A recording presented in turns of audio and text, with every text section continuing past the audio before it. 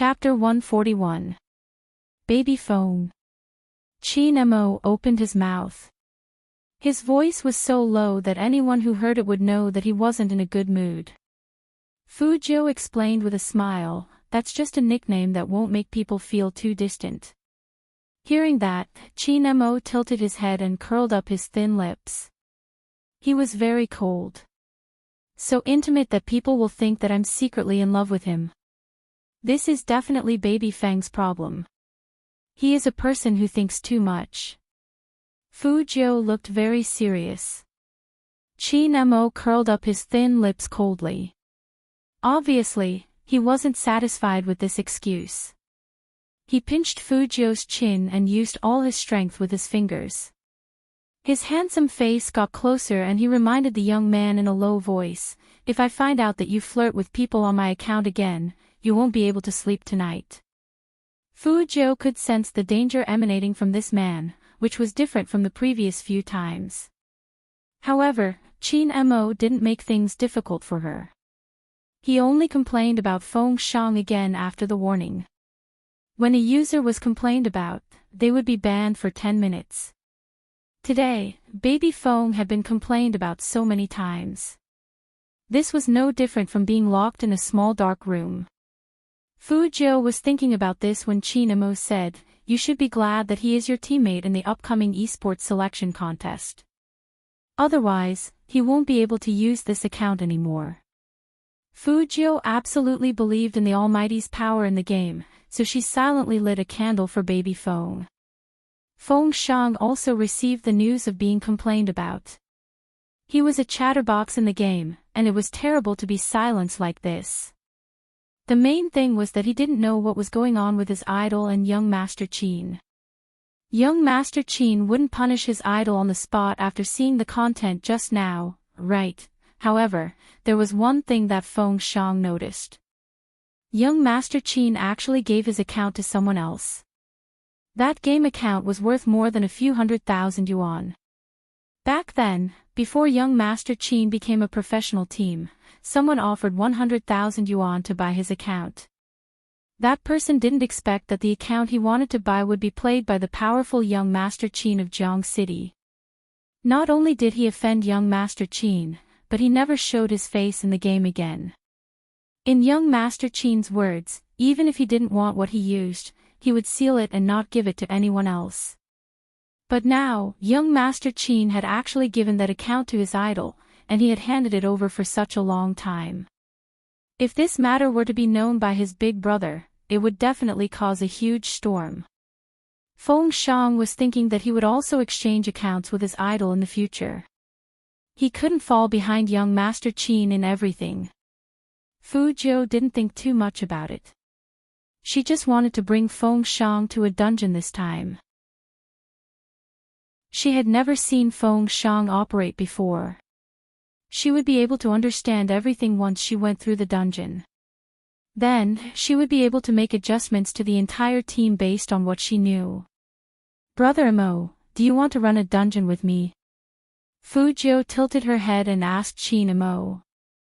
Her silver hair looked exceptionally soft under the light. From Almighty Qin's point of view, this was the young man's way of admitting his mistake. The coldness in his eyes finally subsided a little, and he nodded slightly. Then, he moved his mouse and sent a message to Fujio's side based on their intimacy level. Chapter 142. In the past, whenever Feng Shang saw the game name Spade Z, he would be very, very happy. But today, when he entered the dungeon, he couldn't wait to avoid that name. Perhaps it was because he had seen young Master Qin in person, but student Feng Shang felt that the game character standing in front of him was like young Master Qin himself.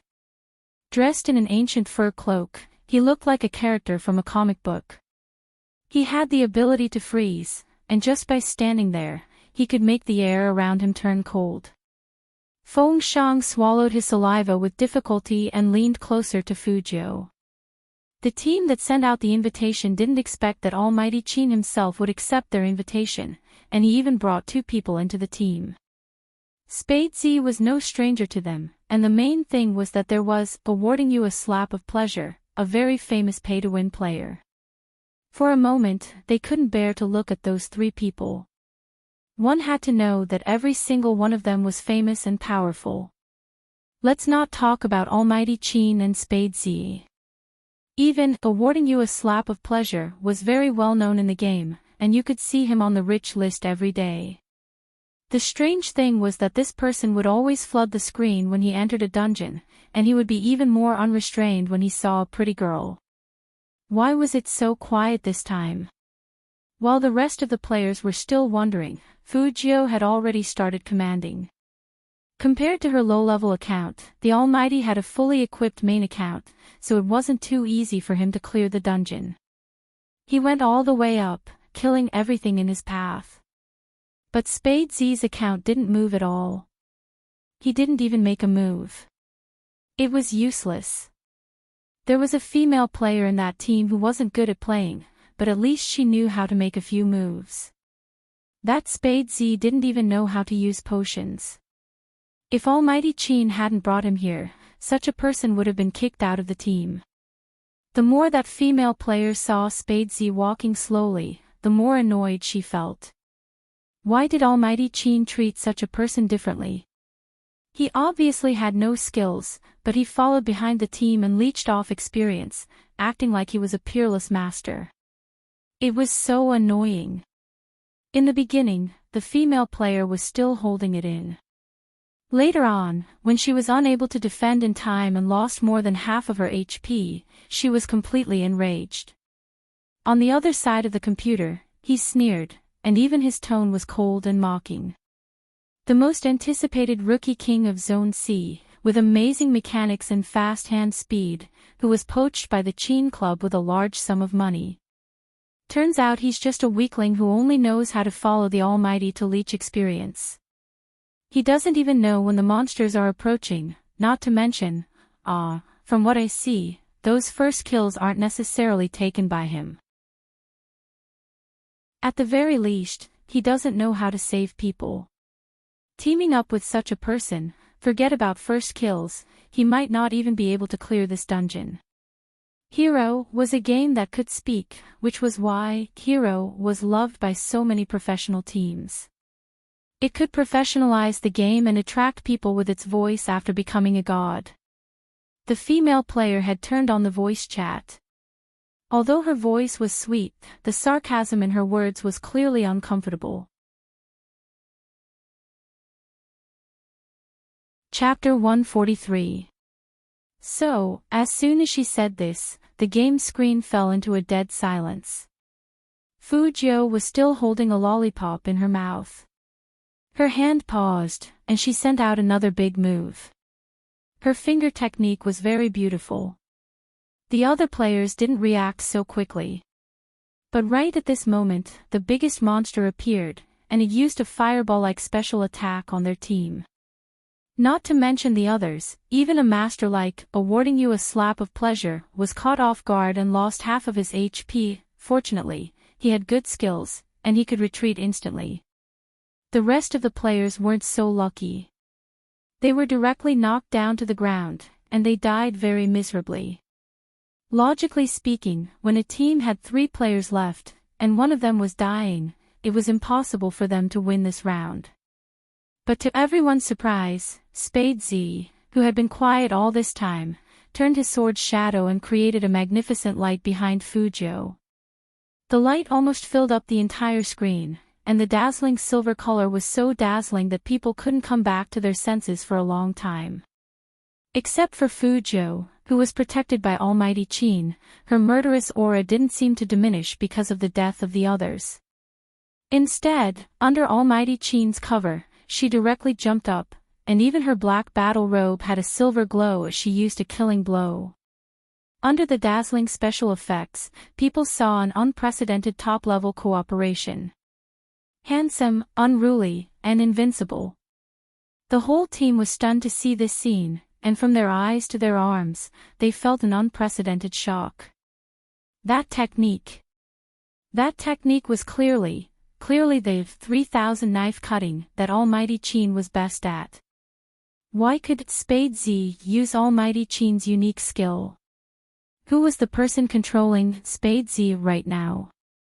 This was the question in everyone's heart. Apart from the question, they were also shocked. It was a boiling feeling that came from the depths of their blood. Although they had heard too many legends about Almighty Chin was now a god. He used a top-notch account, and no matter what tricks he used, there would always be a very small voice in people's hearts saying that Almighty Chin's strength was inseparable from the account he used. But now, a new account. Since he had used the most difficult move, the 3000 knife cutting. Although the new account had the halo of the Rookie King, such an ultimate move would never be used by a veteran player who had not played the game since the hero was released. That was obviously Almighty Chin. Other than Almighty Chin, none of the teams in the country could use this killer move. Not only could it protect people, but it could also support attacks at the same time. The legendary 3000 saber slashes, 10,000 monsters retreat. The screen of the computer was still shining with silver light. The reflection in everyone's eyes made their pupils sway. Immediately after, they heard a loud boom coming from their earphones. The monster collapsed heavily, stirring up a layer of snow-like dust in the surroundings. At that moment, the names of Spade Z, Chin Mo, awarding you a slap of pleasure, and the others appeared on the front page of the entire server, hanging high up at the top. 3 times in a row, the first kill was completed. Chapter 144. The female player who had been making sarcastic remarks was dumbfounded. The hand holding the mouse was still trembling. The news of the team had already exploded. Everyone was talking about the ultimate move, 3000 knife cutting. After the silver light dissipated, the team members automatically resurrected. At this moment, Fujio moved and sent a string of words over. From the beginning of the dungeon, I told you to protect yourselves and not get killed by monsters. Even if Spade Z didn't save anyone, he didn't lose any HP. As for you, Little Ripple, I was the one who picked you up. I'm the commander. If I don't say anything, don't move.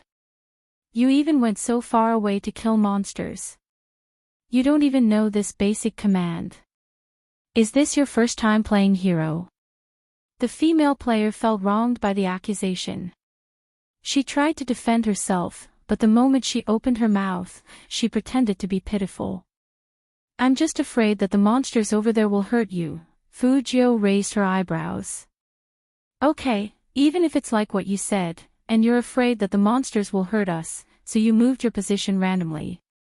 It doesn't matter that you lost HP, just return to the team as soon as possible. Why are you laughing at us? Do you know that because of those words of yours, we almost couldn't get through this? Little Ripple, I'm telling you, don't think you can escape unscathed after splashing dirty water on others in front of me. From now on, I won't accept any orders from any team that has Little Ripple in it. I won't take it either. After Feng Shang said this, he directly spent money on the entire server. There were a total of 9 messages, and the entire screen was filled with the same message. Such a scene was really rare. Award a slap of pleasure made an announcement, everyone, listen up.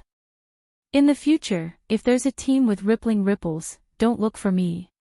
Just this one sentence had shaken the entire game. It wasn't just because awarding a slap of pleasure would never make an enemy out of anyone in the game, nor would he specifically reject anyone. It was also because of the 99 full-screen announcements. 100 yuan for a full server announcement. 99, this was simply throwing money away. Holy **T. So much money. Awarding you a punch of pleasure candy has always had a lot of money, alright? Tycoon, I just want to say that I want to be friends with you. Am I the only one who's concerned about why the Reward Student Association sent out such a message? I know. Insider information. Did everyone see the record-breaking first clear on the server? Almighty Chin and my big spade led everyone to victory. What about this little ripple? She didn't listen to the command and lost her HP. She even mocked my big spade's poor operation and said that he didn't deserve the title of Rookie King. In the end, my big spade made a killing blow. Not only did he protect his teammates, but he also dealt a critical blow to the entire arena. This slap to the face was really embarrassing. What? Mocking my big spade? Do you think our haters are fake? In just an instant, thousands of people were stirred up. Even though Spade Z hadn't been here for a long time, he was just an ordinary player. He hadn't gone through any training, but he had crushed countless battlefields with his absolute skills. So Spade Z's reputation in Hero was real. Everyone admired Spade Z from the bottom of their hearts, no matter if it was the players who had been with Fujio in the dungeon or those who had watched the live stream. Once the reason for Rippling Ripple's rejection was revealed, at least 3 team captains joined forces to voice their support. Chapter 145. Instantly. Server-wide bombardment. Because everyone knew that in Zone C, only these few teams were strong. If they wanted to clear a more complicated instance dungeon, they would have to bring them along. This was simply banning Little Ripple. Little Ripple really didn't understand this game. What was this? For a male account, they were going to reject a beauty like her. Little Ripple looked at the message on the screen that she had been kicked out of the team. She angrily threw her mouse, and her expression became extremely ugly. After hearing the noise, Fu Shiming, who was still practicing his hand speed, looked over and frowned. Sister, what's wrong? Little Rippling Ripple's original body was actually Fu Shue'er, Fu Shiming's twin sister. Fu Shue'er's anger hadn't subsided yet. Her chest heaved up and down as she took a big gulp of water. Then she sneered. It's all because of that Spade Z. He thinks he's so great just because Almighty Chin is backing him up. Those otakus who play games also have a hole in their brains. Instead of protecting a beauty like me, they have to stand on the same side as a guy. They even want to jointly reject me. Ha, this is the funniest joke I've ever seen. Spade Z. When Fu Shiming heard this name, his fingers on the keyboard stopped moving. There was a hint of mockery in his eyes. That's Zone C's Rookie King. An unorthodox player. That's him. Fu Shue'er didn't care about the computer anymore. She turned around and said to Fu Shiming, his operation isn't bad, but his character is really unflattering. Fu Shiming said proudly, that's because he hasn't seen a professional before. A random player that popped out of nowhere wants to be called a king. What a joke. Fu Shue'er's lips curled up as well. You're right. If it was my younger brother, he would have beaten him so badly that he wouldn't even know which way is north. Such a small character is not worth my time. Fu Shiming lowered his eyes and said indifferently, my goal is the selection contest. Fu Shue'er winked mischievously. Yes, my genius brother definitely wouldn't be interested in such a person. But I heard that Spade Z will be participating as well, and he will be participating as a member of the He Corporation team.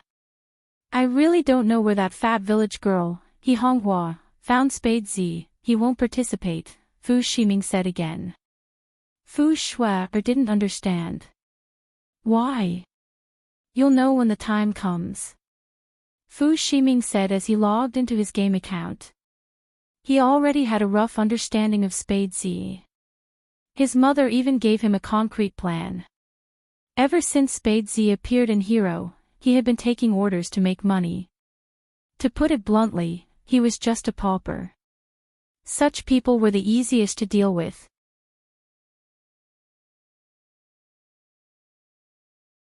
Chapter 146. On the other side of the computer. Chin Mo looked at the verification information on the screen. His eyes were calm as he picked up the cup beside him and took a sip of purified water. He didn't reply right away. Fu Jiu didn't know that Fu Shiming had taken a liking to her account. She was operating the Almighty's account and checking the equipment dropped by the boss just now. She had a handsome smile on her face. Brother Mo, we're quite lucky. Qin Mo casually replied with a before he started replying to the message. He didn't refuse. Instead, he gave Fu Shiming a specific price. But when Fu Shiming saw the price, his face turned green. He tapped his fingers heavily on the screen. 10 million. Spade Z. You're obviously asking for a lion's share. Qin Mo was still sitting like a business king, but his tone was indifferent. If you can't even fork out 10 million, why are you still running a company and talking about business? Because the other party's attitude was too indifferent, as if 10 million was just a small number. Fu Shiming's face turned red after he saw the message. Fu Shiming didn't know why, but at that moment, he remembered what happened in the tennis court today. That embarrassing feeling surged into Fu Shiming's heart again. He originally thought that spending 100,000 or so would be enough to settle the matter. After all, Spade Z loved money so much. Unexpectedly, Fu Shiming's eyes turned gloomy, and he typed fiercely. It's better to have some self-awareness. You're already so poor in the game, and you don't even have a decent set of equipment, let alone in real life. Spade Z, I'm saving you some face by not saying it out loud. Since you don't want to cooperate with us, then we'll meet at the selection contest. I hope you still have the confidence to be so arrogant then. After that, Fu Shiming went offline and called his mom. Mom, it didn't work out. That Spade Z is just a pretentious guy. He even pretended to be rich in front of me, asking for 10 million. Mom, that's a new account. Even if he has a good record in the game, no one has seen how he operates in real life. Why do you have to buy his account for me to use? Shiming. The person on the other side of the phone lowered his voice, as if he was trying to avoid the music of the ball. He continued, Spade Z's account has attracted the attention of all the media in Jiang City. Do you know what this means? This meant that when the selection contest started, this Spade Z would become a headline in the esports news, and he would definitely become famous. He didn't know which expert had given He Honghua pointers behind the scenes for a village girl like her to be enlightened and play such a trick. But now, no one knows who this Spade Z really is. Mom thought about it for a long time, and the best way is to buy this account and put it on you. Then, you can participate as Spade Z. You have the title of a young genius, and with such a popular account, you will definitely become a god. Only then did Fu Shiming understand what his mother meant. He also became anxious. What should we do now? That load has already rejected me.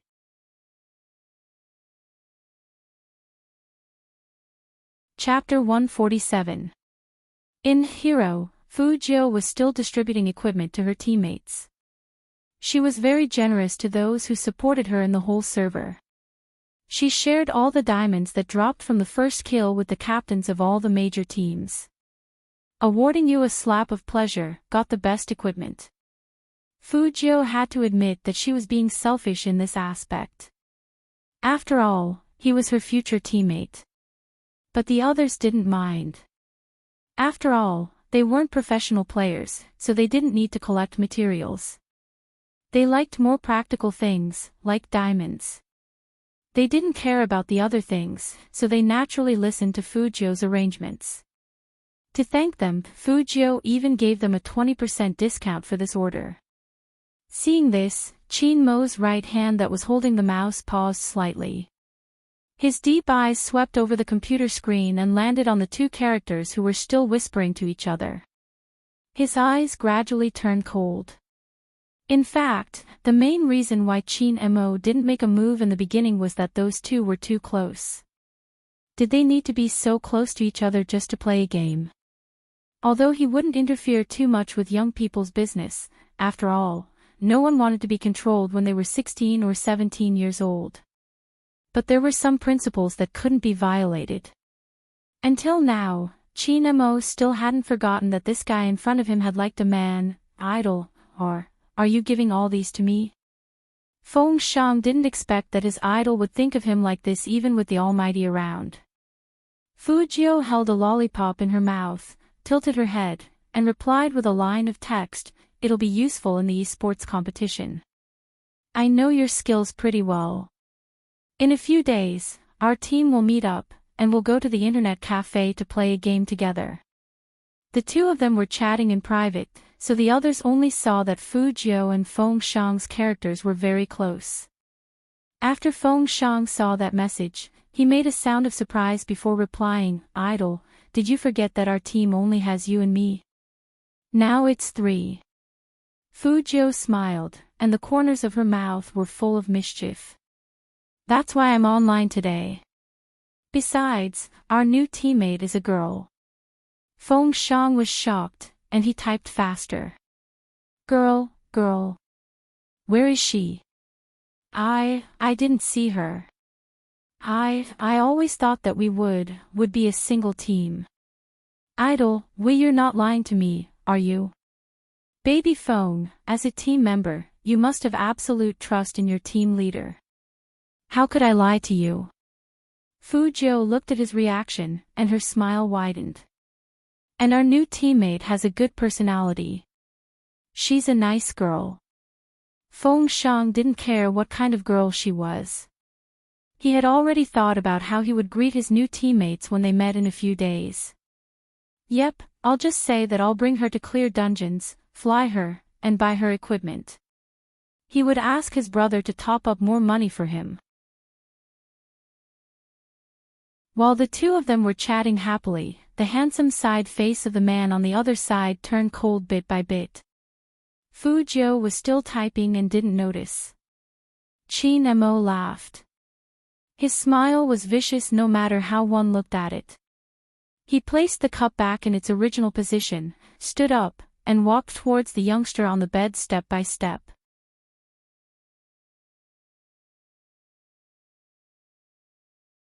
Chapter 148.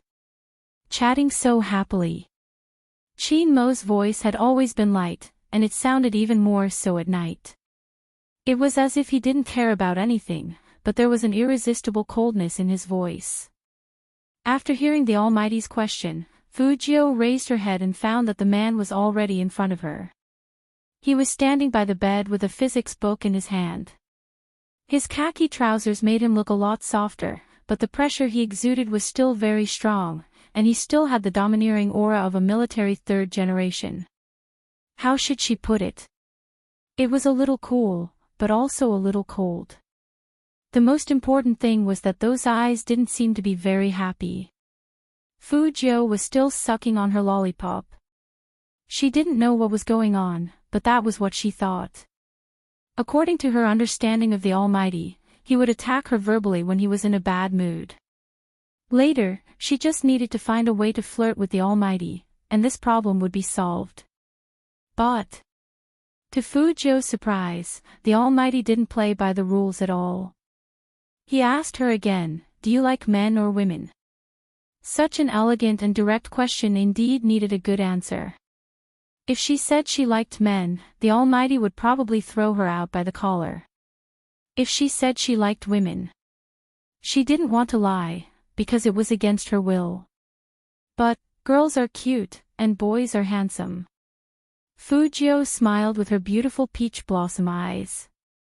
She twirled her silver hair with her fingers, and she looked like a rich young master. She leaned against the headboard, looking very handsome and evil. "They're all okay. The most important thing is the face. I'm okay with those who are good-looking.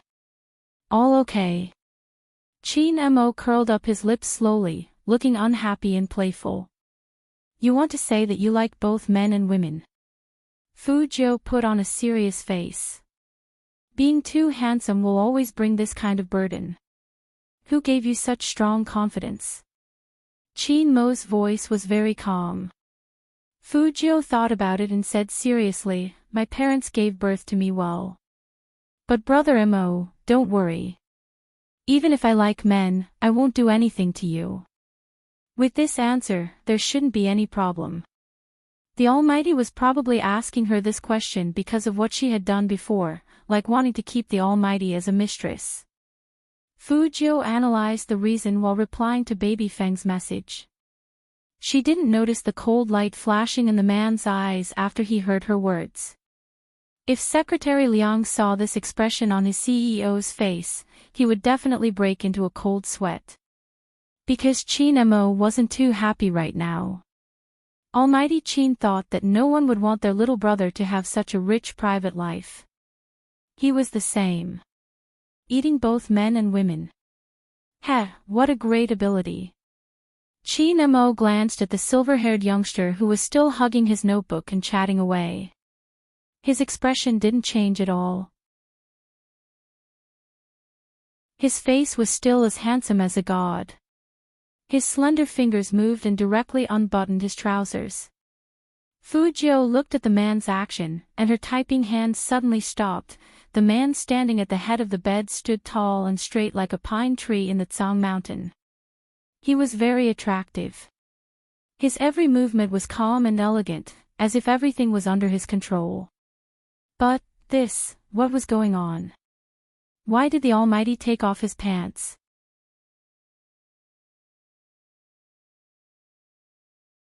Chapter 149. Brother Mo, what are you doing? Fujio narrowed her eyes slowly, but she was still smiling, looking as handsome as ever. Chin Mo's voice was indifferent. Sleep, of course. But this is my room. Fujio raised her eyebrows to remind him. Chin Mo snorted and suddenly bent over. He put his left hand on the bed beside Fujio, and his aura enveloped her. Even that godlike handsome face of his was very close. His hair was as black as the night, adding a bit of evil to his noble aura. Even the few strands of bangs casually falling on his fair forehead made him look unbelievably handsome. He looked at her with an inexplicable heat in his eyes.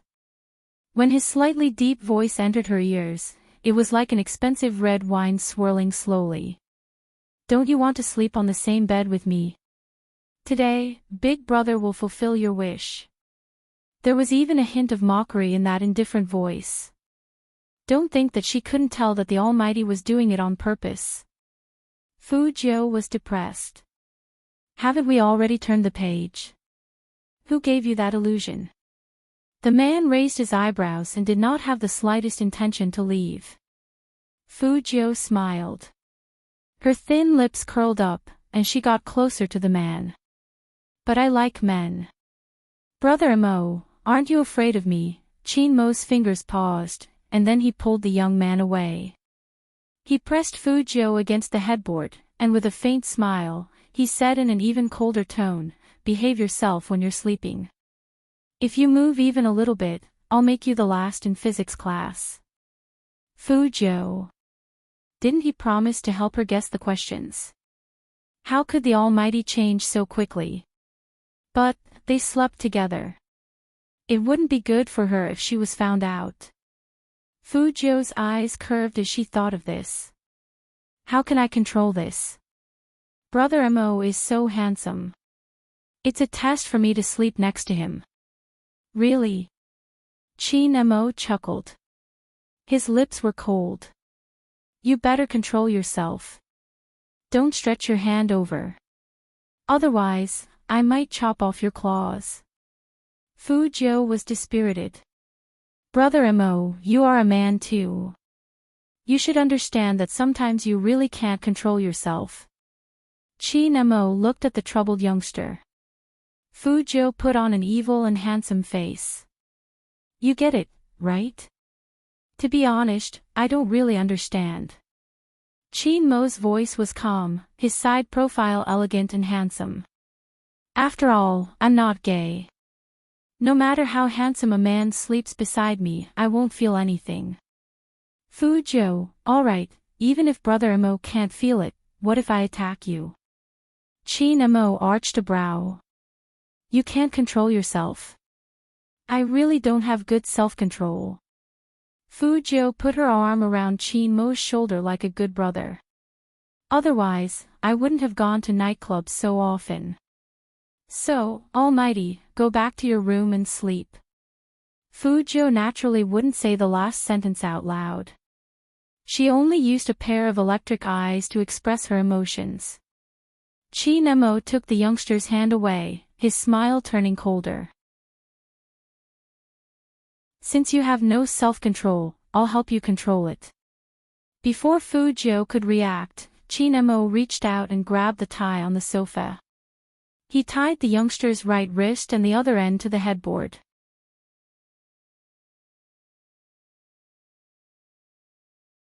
Chapter 150. The young man's appearance on the bed was very pleasing to the eye, especially his face, which was almost as fair as porcelain jade under the pure white cotton pajamas he was wearing. His silver hair was handsome, his face was handsome, and his thin lips were curled up. At that moment, there was an indescribable feeling that made people's hearts beat faster. Chin Mo glanced at him and stood up. He raised his right hand and covered the young man's head and face under the quilt. Out of sight, out of mind. He really needed to be disciplined. If you go to those dirty places again, it won't be as simple as just tying you up. Chin Mo always knew that the young man was good-looking, but he didn't expect that he had such a side to him. He was lying there like a porcelain doll. Chin Mo suddenly remembered a gathering in the courtyard. In the private room, there was a young boy who called them Big Brother when he came in. He didn't know why, but he always felt a little repulsed when he thought about it. The only thing he was sure of was that he didn't want his little brother to be like that. Chin Mo usually didn't care about someone's sexual orientation. But today, it was different. How could his little brother be under someone else's bed? Chin Mo turned around. His back was as straight as the desert. Contrary to his fiery thoughts, his deep eyes were cold, so cold that they almost affected the surrounding temperature. Fu Jiu's unbound hand was hanging by the side of the bed. She pulled the quilt away, and the Almighty had already entered the bathroom. It seemed that she couldn't avoid it this time. But judging from the Almighty's reaction, he seemed to dislike her a little. Nothing should happen. Fu Jiu moved her right hand again, and a light flashed in her black eyes. This knot wasn't simple. It looked ordinary, but it was actually very professional. The cross was hard to untie, even with a knife.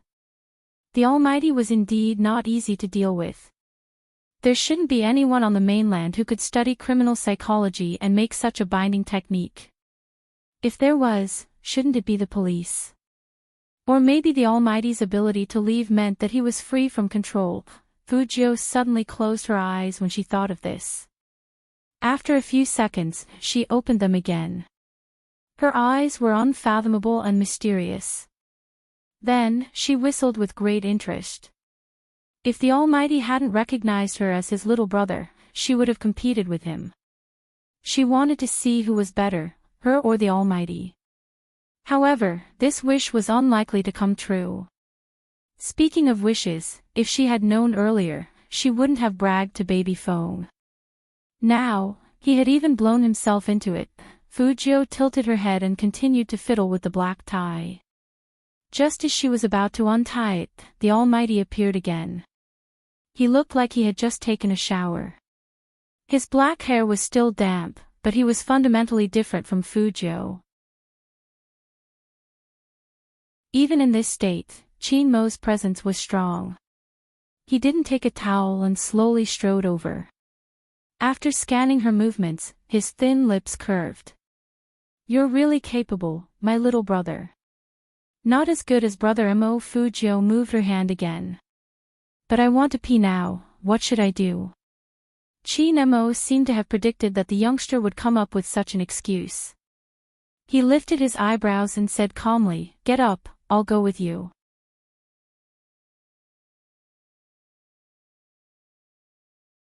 Chapter 151. Chi-Nemo glanced at the youngster's fluffy head and slightly withered expression. His voice returned to its deep tone. That's why I said, don't play tricks in front of me. I'm tying you up now to let you know that you shouldn't flirt so casually in the future. Regardless of whether it's in real life or in the game, men and women are the same. What else could Fujio say? The tone of an elder brother instructing his younger brother. It was rare that her male idol did not continue to attack her. However, Chi-Nemo's next move made Fujio pause. Chi-Nemo took off his shirt cleanly, which made him look even cooler. Perhaps it was because his figure was too good, even without any accessories, the man just stood there inexplicably gave people a hazy and inviolable feeling. The Almighty was definitely the kind of person who didn't care about dogma. Otherwise, he wouldn't have played games even though he had a family business. Not to mention that he would tie her up just like that. Fujio was looking directly at Chi-Nemo from her position. It would be weird if she looked away. Plus, she couldn't get tired of looking at the Almighty's body. She simply put her arm behind her head, using it as a cushion, and looked at the man from head to toe with pure admiration. Chi-Nemo would drink a glass of wine before he slept. His upper body was half naked, his slender and fair fingers holding the glass. He raised his head and took a sip. His seductive waist and well-defined chest revealed the black qilin at his waist as he moved. When Fujio wanted to take a closer look, her line of sight met that pair of deep, rippling eyes. He lowered his head and stared at her. His glowing thin lips were very close to her, as if even his breath could hit her lips. Why don't you mention the other requirements? Like helping you take off your pajamas. Take off my pajamas. What a joke. How could pajamas be taken off so casually? Even if he was wrapped in bandages and wearing a hurdle vest underneath, he couldn't take off his pajamas. Fujio smiled and said calmly, Brother Imo, I don't need to trouble you with these trivial matters. I like to sleep with my clothes on. Really? This time, Chi-Nemo didn't say much. He turned to the side and took off the watch on his wrist. He placed it by the bedside and turned off the light, leaving only a weak light beside the bedside. Then, he took off his trousers, which he had already unbuttoned. His tall and slender figure lay down beside Fujio. His nose was high, and in the dark, he gave off an indescribable sense of asceticism. Very few people could be so luxurious and indifferent in this situation. Fujio didn't care about Fujio at all. The people in the outside world were right. If they used Almighty Qin's sleeping face as a poster, Supreme Alliance would definitely become even more popular. When he was sleeping alone, it felt very big, but with another person, it felt a little different. Especially when the other person's aura was too strong, this feeling would be magnified infinitely. Fujio moved her hand that was leaning on the side of the bed and turned over. Fujio could still smell the faint scent of tobacco. This scent came from another person, and it made Fujio want to turn her head around. It was because she had never slept with anyone before.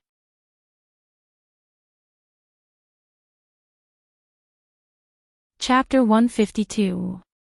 Under his body.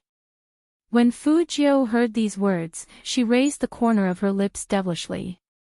Brother Imo, you must have misunderstood something. Even if I'm gay, I'm not the one on the bottom. Chi-Nemo didn't say anything. He just turned his face sideways and glanced at the youngster indifferently. Strangely, Fujio saw the doubt in his eyes. Now was not the right time. She had to find a chance to knock the Almighty against the wall and show him how aggressive she was. In bed, it was better for her not to cause any more trouble. If the joke went too far, the Almighty might tear her pajamas when he made a move, and that would not be worth it. So even though Fujio untied her wrists, she didn't turn over and press Chi-Nemo under her body. It was okay to think about it, but the consequences would be huge. As she thought about it, she felt sleepy without realizing it. In fact, it was already very late, and the hand of the clock was already at 12 o'clock. The two of them played badminton in the day, studied physics at night, and got the first kill again. This was mentally and physically exhausting. And Fujio had even assembled a notebook the day before. Now that it was quiet all around, she closed her eyes. Chin-mo thought that the youngster would say something, but after a while, he realized that he had already fallen asleep. His long eyelashes cast a faint shadow under his eyes, and his quiet handsome face made the youngster look so harmless, like an angel who had fallen to the mortal world. Chin-mo stared at that face for a minute before covering himself with the quilt and closing his eyes as well. After autumn, the temperature in the north could drop by 6 or 7 degrees a day. Especially at night, when the north wind blew, the raindrops hit the window, making it even colder. Chin-mo and Fujio both forgot to turn on the heater, and this cold current came too suddenly. Unconsciously, Fujio, who was afraid of the cold, leaned against the warm spot. The next day, the first rays of the morning sun shone through the swaying curtains. Don't think that the weather would get warmer at this time. Sometimes, the early morning at the end of autumn was even colder than the middle of the night. Fujio moved her hands, and she got closer and closer to that warm spot.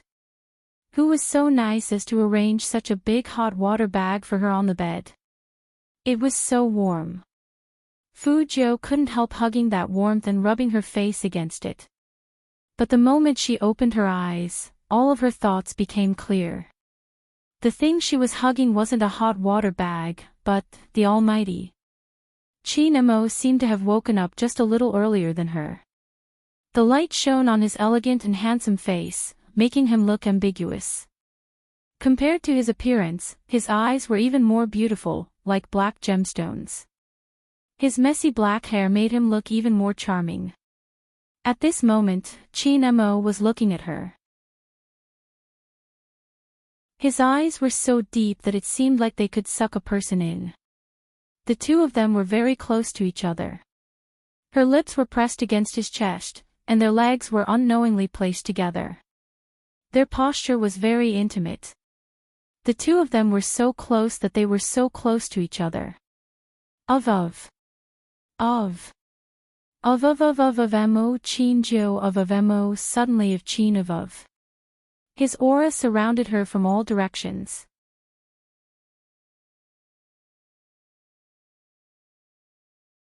Chapter 153. Chin-mo's eyes were still dark and a little unfocused, as if he wasn't fully awake yet. Fujio knew that there was a type of person like this. Their eyes were open, but their thoughts weren't. Under normal circumstances, such people were not only very smart, but also very vigilant. Fujio's first reaction was that her identity as a girl must not be exposed. Without a second thought, he arched his knees, separating the two of them from each other. She was very glad that she stuffed a ball of paper in her crotch to make it look bulging. But there was still a difference between paper and a man's lower body. She just didn't know how much of Chin-mo's consciousness had recovered. Fujio's action made Chin-mo's eyes gradually clear up. Along with that cold light, his lower body seemed to be more awake. It was pressed against Fujio's knees, and it was very obvious that it was burning. Chin-mo's back seemed to pause for a moment when he sensed the change in himself. He frowned suddenly, moved his big hands, lifted the quilt, and sat up directly on the bed. To create more chaos, Fujio smiled handsomely and sat up as well. Her white face was very close, and her silver hair was half curled up. Even her breath hit Chin-mo's ear as she curled her thin lips into an evil smile. Brother Mo, it's nothing. Men are always more energetic when they wake up in the morning. It has nothing to do with who is lying next to you. Chin-mo's handsome face was cold and restrained, and he looked down slightly at the head of the bed. His magnetic voice sounded like it was laced with sand, low, husky, and cold. It made a woman's soul go numb when she heard it. Looks like I have to tie your hands the next time I tie you up. Fujio, wait, she wasn't the one who was reacting. Why tie her hands? Alas, the Almighty had already pushed her away and stood up. His expression was very cold. He took a towel and walked into the bathroom. In other words, she didn't even have a chance to refute. This was such an injustice. However, the Almighty's attention wouldn't be on her this time. Fujio lowered her eyes and looked at the slightly bulging ball in her pants. A man's judgment wouldn't be accurate when he was half asleep, which was why Fujio dared to sleep with the Almighty. Coupled with the Almighty's reaction just now, his thoughts should only be focused on his lower body. Amitabha, the purest physical reaction of a man, had saved her. Sleeping was something that only happened once. There would never be a second time. That was what Fujio told herself, but since ancient times, there had always been a decisive gap between imagination and reality. The shower in the bathroom was running noisily, but there was no steam rising. The cold water droplets dripped onto the man's honey-colored muscular chest just like that. Every inch of his abdominal muscles was extremely sexy. That kind of hardness only made people want to be hugged in his arms and loved fiercely. Chi Nemo tilted his head, his perfectly trimmed black hair slightly covering his eyes. The lower half of his body was still moving. Under such circumstances, the Almighty was the only one who could remain indifferent. Perhaps it had something to do with his background. While Chi Nemo was extremely seductive, there was also an indescribable sense of tranquility around him. It was as though all the noise could be stopped in front of him. But even Chi Nemo couldn't figure out why he had such a reaction. He was pretty sure he wasn't bent. Was it because he had been too angry recently?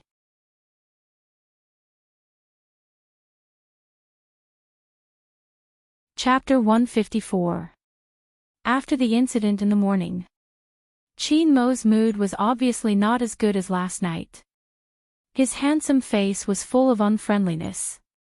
Fujio had changed from her pajamas into her school uniform. She had silver hair, a light smile, and a school bag on one shoulder. She looked handsome and energetic. She looked like she had a good sleep.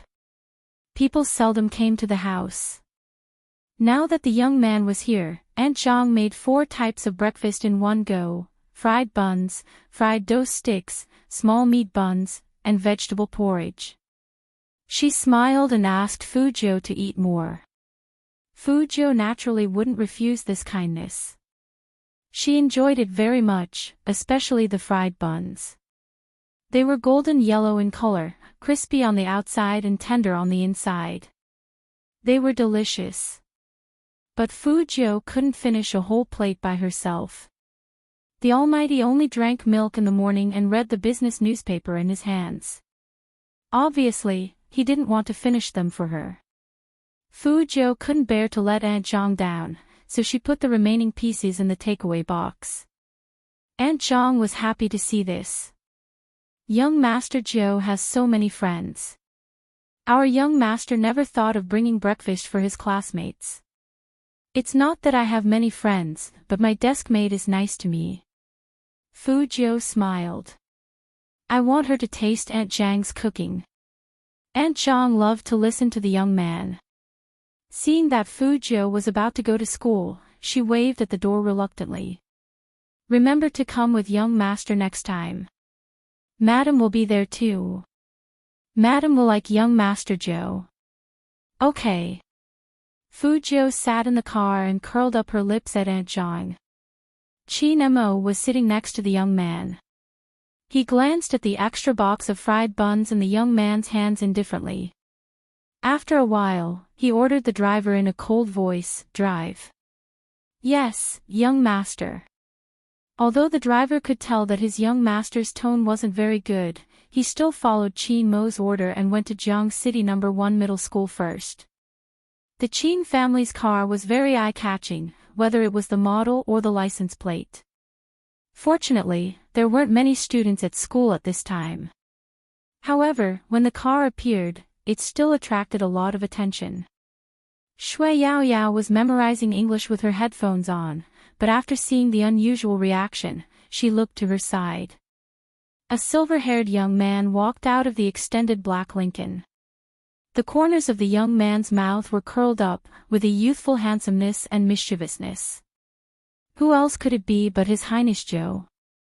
When Shui Yao Yao saw that face, she quickly walked over. "Good morning, Your Highness Joe." As soon as Fu Jiu got out of the car, she turned her head and saw Shui Yao Yao's smiling face. She turned her eyes to Qin Mo and said, "Brother Mo, I'll be leaving first. Be careful on the road." After saying that, Fu Jiu waved her hand and walked towards Shui Yao Yao with a smile while carrying her black school bag on one shoulder and one hand in her pocket. Shui Yao Yao watched as the youngster walked closer and closer, her face turning red. She was so excited to see Highness Joe that she forgot that they were at the school gate. She didn't know if her greeting Highness Joe like this would have a bad influence on Highness Joe. At this thought, Shui Yao Yao glanced to the side and saw a few girls pointing at them. Their eyes revealed a sense of gossip, making Shui Yao Yao twist her fingers uncomfortably.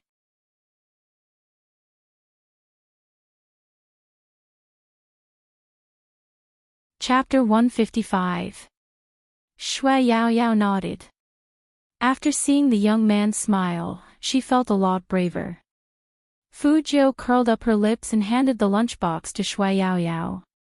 "This is breakfast made by the Almighty. Try it, it's pretty good." This. Shui Yao Yao subconsciously glanced at the car behind the young man and thought to herself, "Your Highness Joe, aren't you afraid that Almighty Qin will be unhappy when he sees you giving me Almighty Qin's breakfast?" Fortunately, the car only paused for a moment before driving away indifferently, which was very much in line with its owner's personality. In Shui Yao Yao's eyes, there was indifference. But in the driver's eyes, their young master's eyes were extremely cold. Even the surrounding temperature dropped. Qin Mo supported his chin with one hand, watching the two figures getting further and further away in the rearview mirror. The corner of his mouth lifted, but there was no warmth in it. At this moment, Shui Yao Yao had just finished pondering. The Almighty's breakfast. Could it be, Your Highness Joe, did you sleep in the great god's house last night? Fu Jiu stretched herself and nodded. His Highness Joe was really handsome, which was why the students kept stopping and looking at him excitedly. But His Highness Joe was actually living in the Almighty's house. What kind of relationship did they have to be that good? Shui Yao Yao thought about how they played badminton yesterday, especially the scene where Almighty Qin leaned over and pinched Highness Joe's chin. Wait a minute. No. She couldn't think too much. Even if Highness Joe lived in the great god's house, it didn't mean that they had that kind of relationship, right? But if there really was something, Shui Yao Yao's face turned serious, her eyes shining. Your Highness Joe, I will bless you and Almighty Qin. Two equally handsome people together would be the most suitable. Even if they were not understood by many people, as long as His Highness Joe liked them, she would support them. Fu Jiu was confused by Shui Yao Yao's stare, so she changed the topic. How was your hero practice yesterday? It's alright, but I can't increase my speed. Just practice a few more times and you'll be fine. Which internet cafe do you usually go to? Let's make an appointment today. We'll let you meet our other teammate and reward you with a punch of pleasure. Yao Yao, Fu Jiu understood why Shui Yao Yao had such an expression after hearing this name. She reached out and patted her shoulder. Get used to it. Shui Yao Yao was still trying to accept it. After all, she never imagined that one day she would be related to the rich man who flirted with girls and threw money around. Your Highness Joe, how did you get to know this awarding you a punch of pleasure? I heard that he only takes girls to clear dungeons. Fu Jiu smiled casually. I met him during the competition, and he even treated me to hot pot. During the competition. Shui Yao Yao paused, as if she thought of something, and said, Your Highness Joe, have you been playing hero for a long time? Fujio unwrapped a lollipop and put it in her mouth. To her, any game is used to train her hand speed. Then what's your in-game name? Even now, Shui Yaoyao still remembers the beautiful finger technique that His Highness Zhou used when he was teaching her yesterday. He was definitely an expert among experts. But in the broadcast of all the major teams, she couldn't find anyone who was similar to His Highness Zhou. His Highness Zhou, who exactly is he?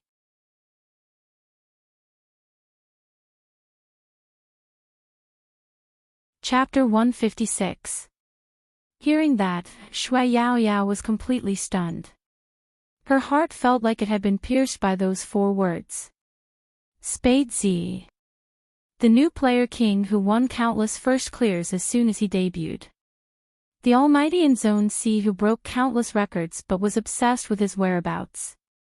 The top player who broke all the rules, acted alone, and didn't listen to any team. Shui Yaoyao had heard of this name many times.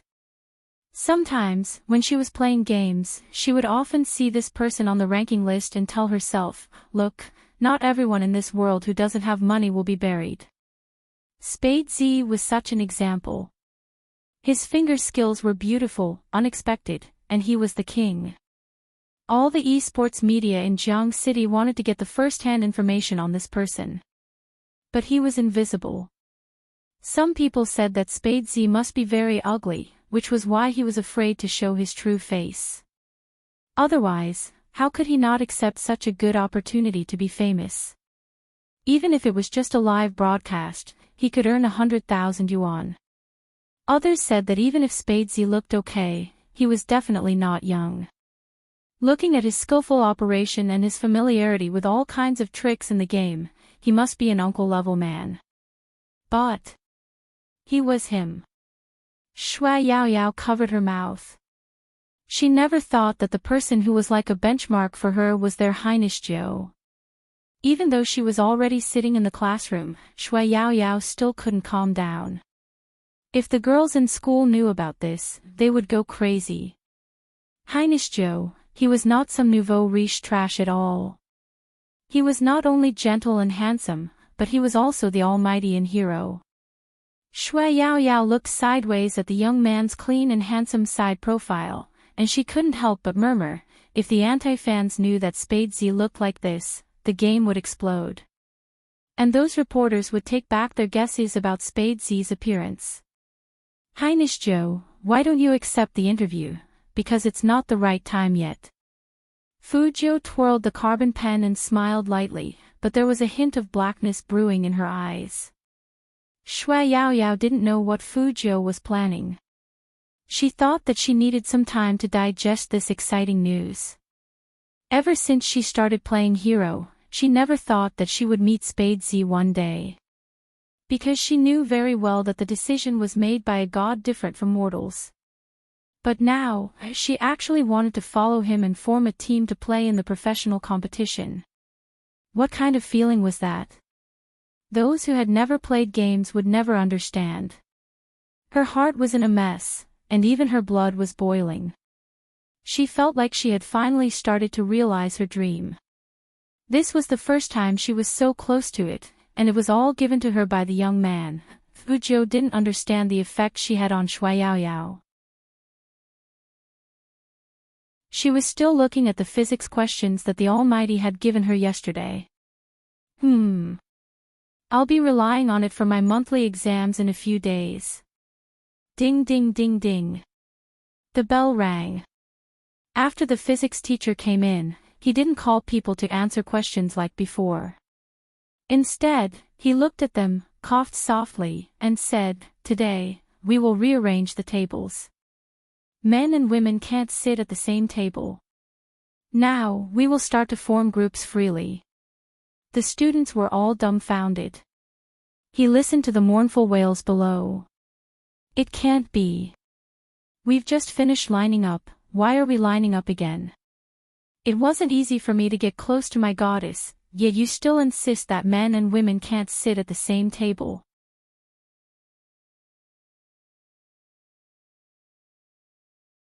Chapter 157. Fairy tales were indeed all lies. The boys held their bags sadly and bid farewell to their goddesses. Some girls were unhappy. After all, they were at this age. Shui Yao Yao was the one who didn't know what to do. After all, she had already been treated that way because of the separate tables. But it turned out that it was different this time. Two girls walked over and smiled at her. You like His Highness Joe too, right? We like him too. Do you want to sit together? At that time, Shui Yao Yao knew that there might be a lot of handsome people in this world. But there was only one person who could use his charisma and straightforwardness to influence the people around him. That was why they called him His Highness Joe, a unique existence. Fu Jiu also heard the voices. She put one hand in her pocket and smiled at the three of them handsomely. When they were separated, she even gave each of them a lollipop. Unlike Shui Yao Yao, those two girls were very excited. The candy in their mouths tasted very sweet. Just like what His Highness Joe said, girls should eat more candy and be kind to others. Even if they couldn't be kind, they shouldn't laugh at others. Giving others respect was giving yourself respect. They all learned it and were proud of it. In fact, they had privately discussed sending someone to add His Highness Joe's WeChat, but His Highness Joe didn't look like someone who liked to be disturbed. Sigh. Why didn't His Highness Joe become a star? Then they could be his fans without any qualms, and they could make all kinds of accessories, like a pillow. Thinking of this, the two girls became even more talkative. After Shui Yao Yao heard them, she said to them firmly, "Don't worry, your dreams will come true one day." When a pillow came out, she would buy one too. Actually, Fu Jiu didn't want to sit at the same table with Shui Yao Yao anymore. She wanted to sit at her own table so that she could surf the internet in class. After all, playing online games was only a temporary thing. After she solved He Honghua's problem, she had to return to her life in the Matrix. Fu Jiu looked around and found that the last table was a good spot. It was near the window, and it was a dead end. Although it was a bad place for good students, it was the most suitable place for her to work. Fu Jiu walked over with a smile, put down her black school bag, and sat down. No one would have thought that Fu Jiu would choose such a seat. That was the seat of a student who had been abandoned by the teachers. In the past, Fu Jiu did sit there, but he was the last one. Later, He Honghua donated a lot of money to the school so that he could study well, so that he could sit in the front row. Why did Fu Jiu sit back down in the blink of an eye? The students looked at each other without saying a word. Even the physics teacher himself pretended not to see this situation. Although the English teacher had praised Fu Jiu for a long time the last time they met, Fu Jiu didn't know what to say. But in the eyes of the physics teacher, Fu Jiu was still the one who pulled down the average score of their class. It was not discrimination, but the physics teacher felt that good positions should be reserved for good students. Alright, since everyone has chosen their seats, let's start the class. The physics teacher clapped his hands, and the rest of the people retracted their gazes. Jiang Feiyang looked at Fu Jiu and hesitated, but he didn't go over.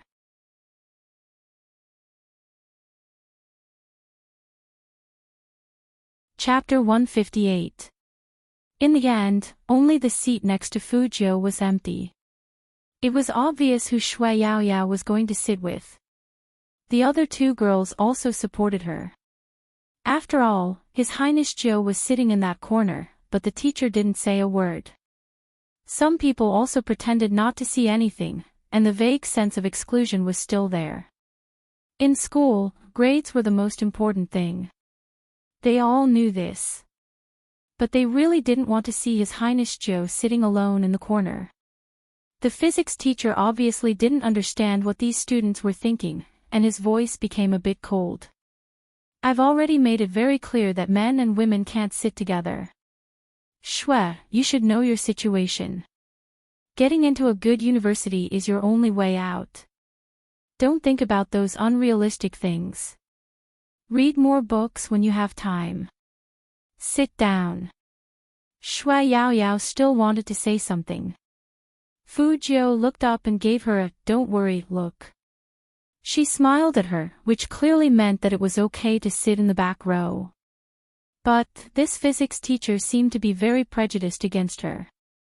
If it was for studying, Fu Jiu wouldn't have bothered the teacher. It was a matter of principle. She didn't know if it was because of studying with the Almighty for a whole night, but she could actually understand a little bit in this class. But the physics teacher didn't hit the main points in class. Simply put, he was a little inferior to the Almighty. Maybe it wasn't the teacher's ability, but the Almighty was too inhuman. Fu Jiu once again thought about the material she had read in the Qin family study. Criminal psychology, logical reasoning, forensic general knowledge. Ordinary people probably wouldn't read these books often. While Fu Jiu was deep in thought, Shui Yaoyao saw that the young man didn't look unhappy, so she calmed down.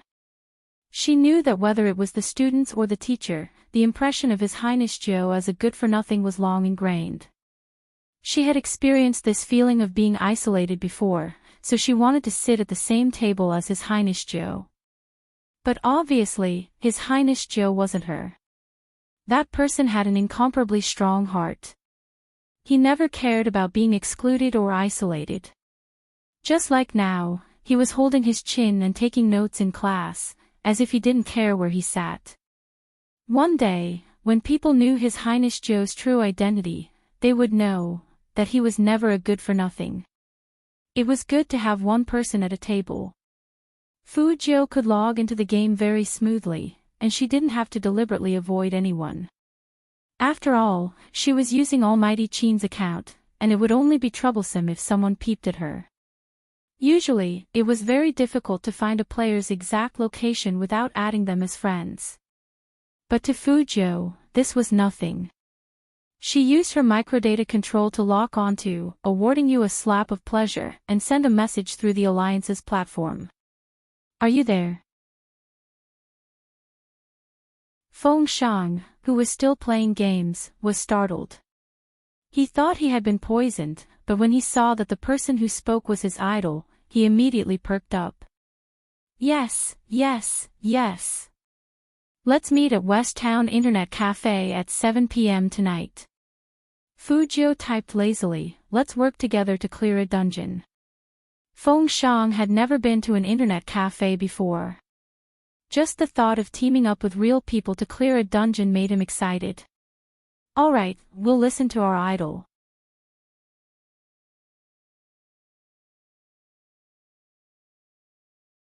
Chapter 159. After Feng Shang received Fu Jiu's last message, he immediately stood up from his chair. She began to pick out her clothes very seriously. The last time he met his idol was too coincidental. Not like this time. Strictly speaking, they were going to have a gay meetup. Moreover, it was not a one-on-one gay meetup, but a team meetup. Although Feng Shang had never met anyone in the game, he had read quite a few novels about them. It was a team meetup, and the feeling was like he was about to see the girl he loved. Even his heart was beating faster than usual. Needless to say, Feng Shang was really excited, so much so that he went to the entrance of the internet cafe an hour earlier to wait. Anyone who had lived in the north would understand the feeling of the cold wind blowing on the face at the end of autumn, bringing with it a little pain. However, none of this could stop Feng Shang's blood from boiling. However, the driver who dropped him off came back uneasily. He rolled down the window and said, "Second young master, do you want to wait inside?" "No." Feng Shang was very insistent. "I want to give them a surprise." "Go, don't let my brother know about this." The driver had no choice but to drive the car away. If he did this twice, the boss would definitely notice. He locked the computer, pushed open the door, and walked out. "Hey, little brother, what are you doing standing outside?" I'm waiting for someone." Feng Shang was still stuttering. The owner of the internet cafe pushed the door open. Waiting for someone. A gay meetup. Then come in. My shop has big windows. If you stand inside, they can see you. Feng Shang's eyes widened. How did you know that I'm here for a meeting? In my internet cafe, there are 3 or 4 people meeting up every day to play hero. It's not rare for real people to play together. The owner of the internet cafe held the cigarette in his mouth and looked a little roguish. However, he managed to convince Feng Shang.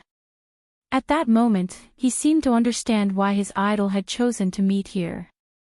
The boss was a good person. After another half an hour, when Fu Jiu walked in with Shui Yaoyao, she saw student Feng holding a cup of milk tea and stuttering with the owner. It seems like you've been doing well when I wasn't around.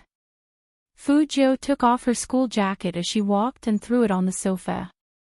It was a little hot in the internet cafe, so she had to take it off. The boss looked up at the young man and said, "So it's your friend. But let me say this first, this milk tea costs money." "Sure, how much is it?" "I'll pay you after the game." Fu Jiu blinked her left eye, looking very handsome. Feng Shang was a little embarrassed. I didn't bring any cash when I came out, so, you treated me last time, so I'll treat you this time.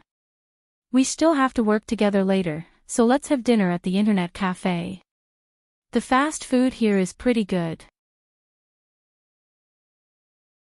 Fu Jiu even complimented the person along the way. The boss had a cigarette in his mouth and was very happy. "Sure, write down what you want to eat, and I'll get someone to make it for you." "Did you hear that?" Fu Jiu smiled faintly and turned her head. "I forgot to introduce you. Yao Yao, this is Feng Shang. You can also ask him to give you a punch of pleasure." Shui Yao Yao was stunned. She thought that according to the style of awarding you a slap of pleasure, in the game, he would be a tough man with a deep voice or a big, burly man who could dig feet. But who would have thought that he would end up like this? Cough. Student Feng coughed heavily and said very seriously, I've already recharged money in the game. I'll bring you to play dungeons, and I'll bring you to fly.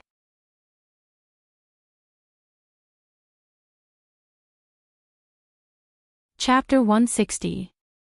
Shui Yaoyao didn't want to laugh, but she couldn't help it after hearing what he often said in the game. Okay. Feng Shang thought that this girl brought by his idol was easy to get along with. It was the first time that Shui Yaoyao met a guy who didn't mind her being fat. She felt his friendliness, and her nervousness disappeared. I'm not good at it. Please teach me later. Feng Shang said, No problem. If you can't pass, you can use money.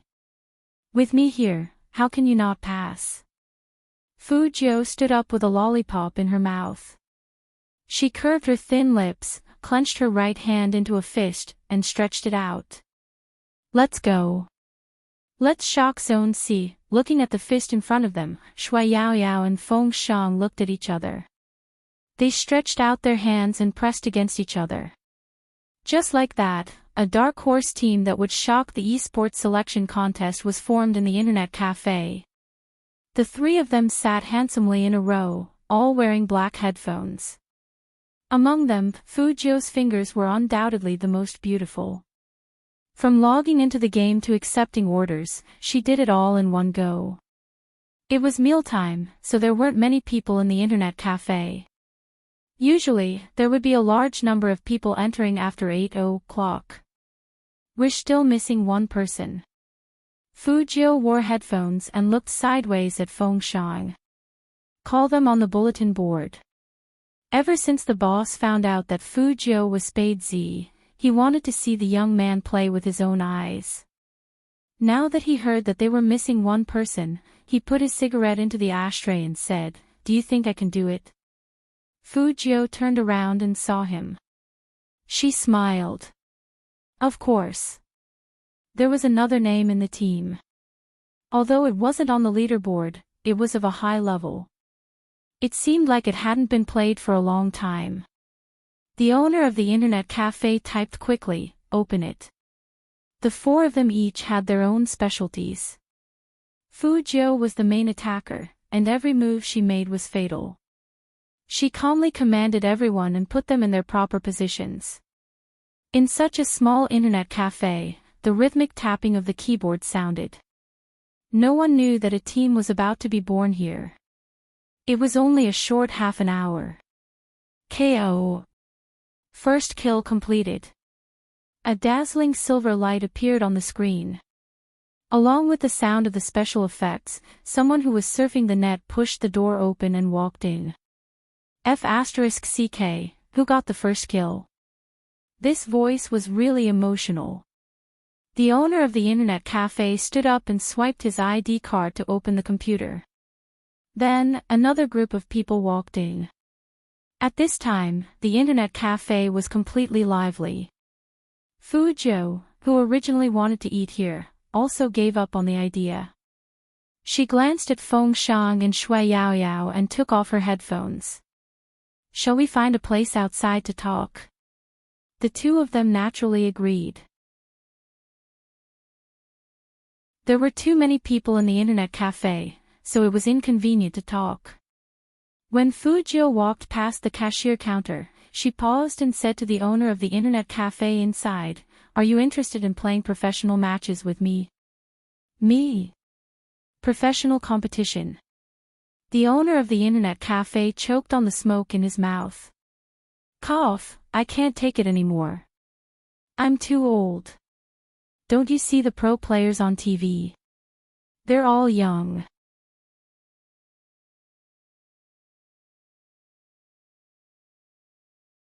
Chapter 161. There's no need to play. The boss removed the cigarette and placed it between his fingers. With a mischievous look on his face, he said, "If it's to win a prize or something, I might consider it." Fujio laughed. "How can winning an award be enough? If we don't shock the esports world, why should we play games? Think about it." Hearing that, the owner's pupils contracted. Someone playing a game shouted, "Boss, give me a bottle of water. He's coming." With a cigarette in his mouth, the boss took out a bottle of mineral water from the fridge and glanced at Fujio. "Take me with you during the competition." Fujio smiled. "Okay." Shui Yaoyao watched the scene from the side.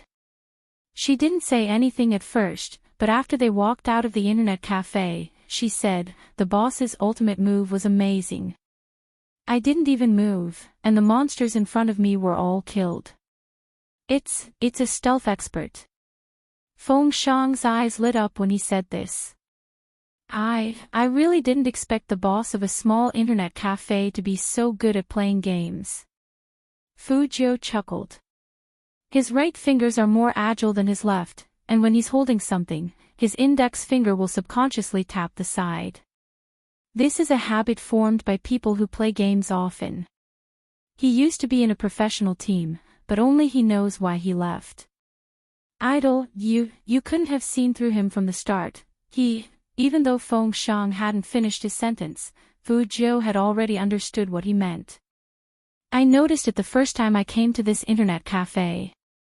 The boss was still tinkering with the computer. "Otherwise, why do you think I invited you here?"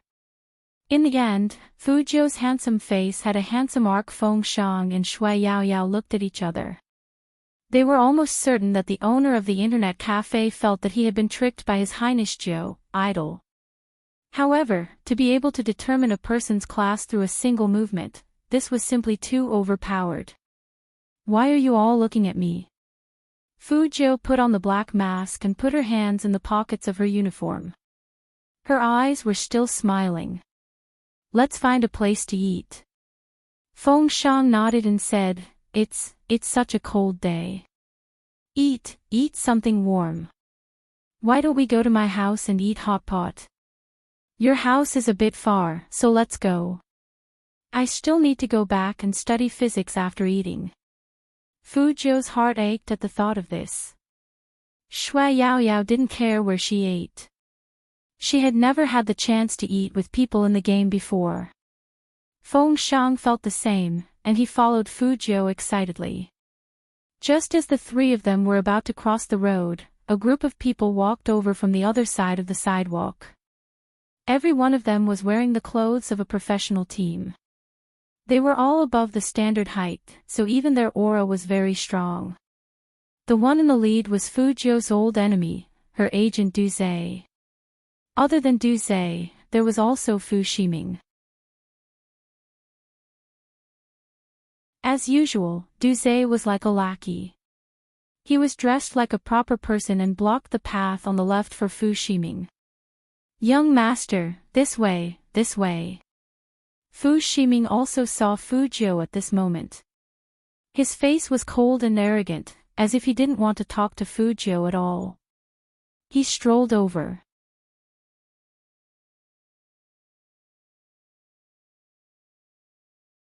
Chapter 162. Some people in that team knew Fu Jiu. After all, some of them were from He Honghua's team. Their impression of Fu Jiu had always been that useless person who only knew how to throw money at people and had no ability at all. Someone is really carefree. He still has the mood to come to the internet cafe. He's just a useless wastrel. How much do you expect him to achieve? It seems like it was right for us to leave the company. With He Honghua's love for her son, sooner or later, we will be in trouble. Shui Yaoyao knew that they were talking about His Highness Jiu. She tilted her head and looked at the young man. Fu Jiu was still wearing a mask, but her deep eyes were very bright. They were like the ice in the winter, cold and bone-chilling. What kind of people are together? I heard from my classmates this afternoon that someone found a big fat pig as his girlfriend. Now it seems like it's true. Fu Jiu didn't move at first. But after hearing that, Shui Yaoyao saw the young man raise his leg and kick that team member who was about to pass by them. The action was very fierce and very handsome. There was a loud bang. That team member covered his knee. He was in so much pain that his face turned pale. Don't talk if you don't know how to talk. Fu Jiu's hands were still in the pockets of her school uniform. Her side profile was indifferent. At least don't talk **tu.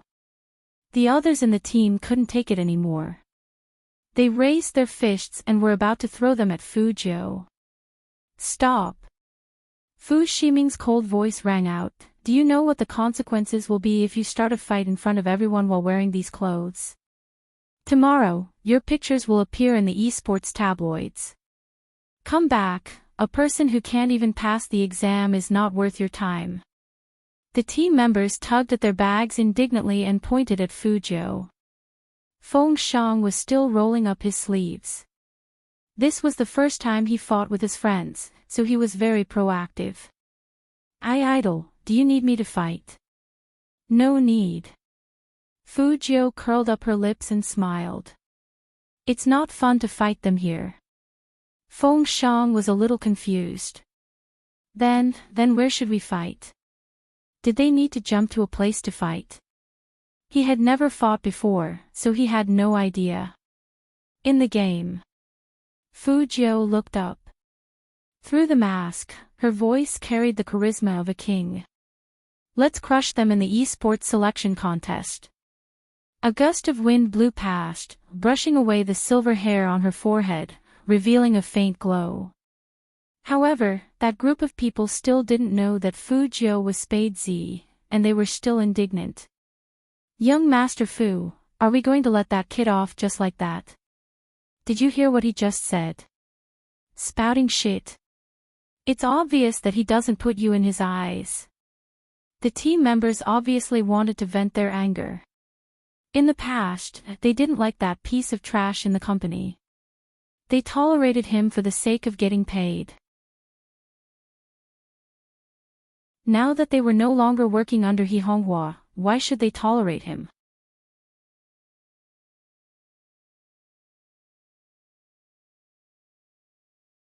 Chapter 163. Brilliant, young Master Fu's idea is brilliant. The tallest member gave a thumbs up and glanced at the teammate next to him. The two of them had a poisonous look on their faces. That Trash's good days were about to come to an end. It was true that Fu Shiming didn't take Fu Jiu seriously. It was just that the mouse incident last time made him feel that it was time to teach her a lesson.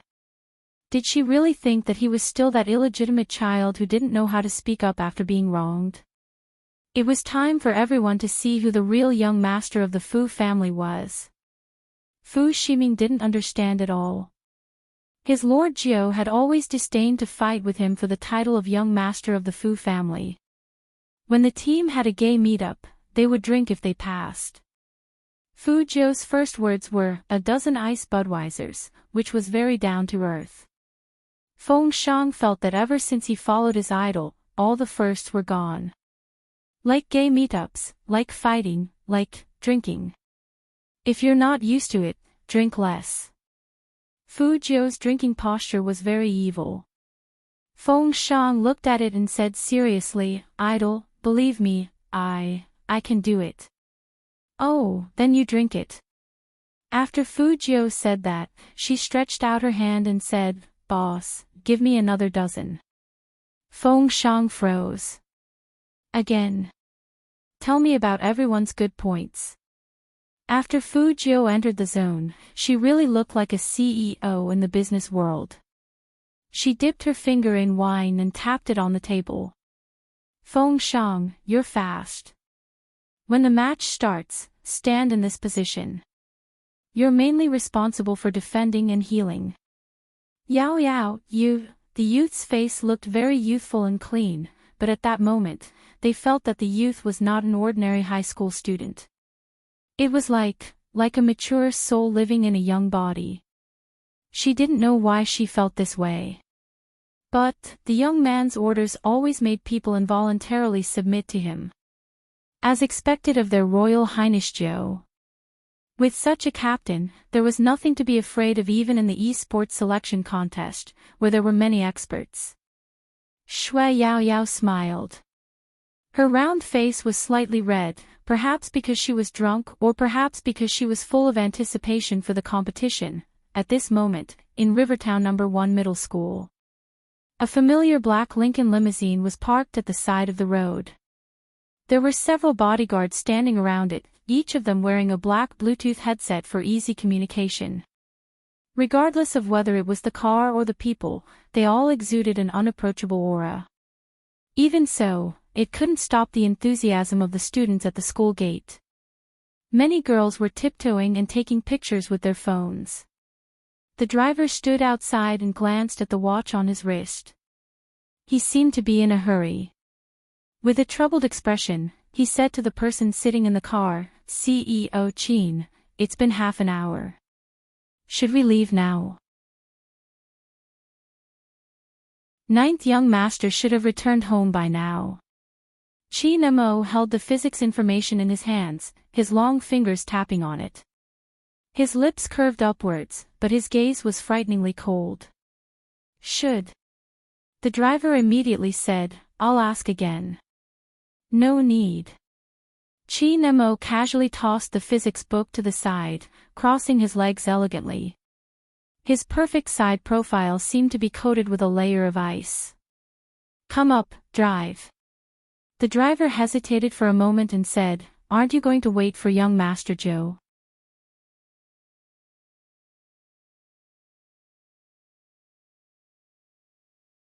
Chapter 164. The driver didn't dare to say anything more. He immediately turned around and got into the car.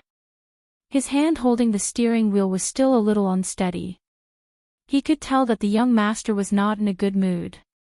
After all, he had been the Qin family's chauffeur for so long, and he had never seen the young master wait for anyone like this.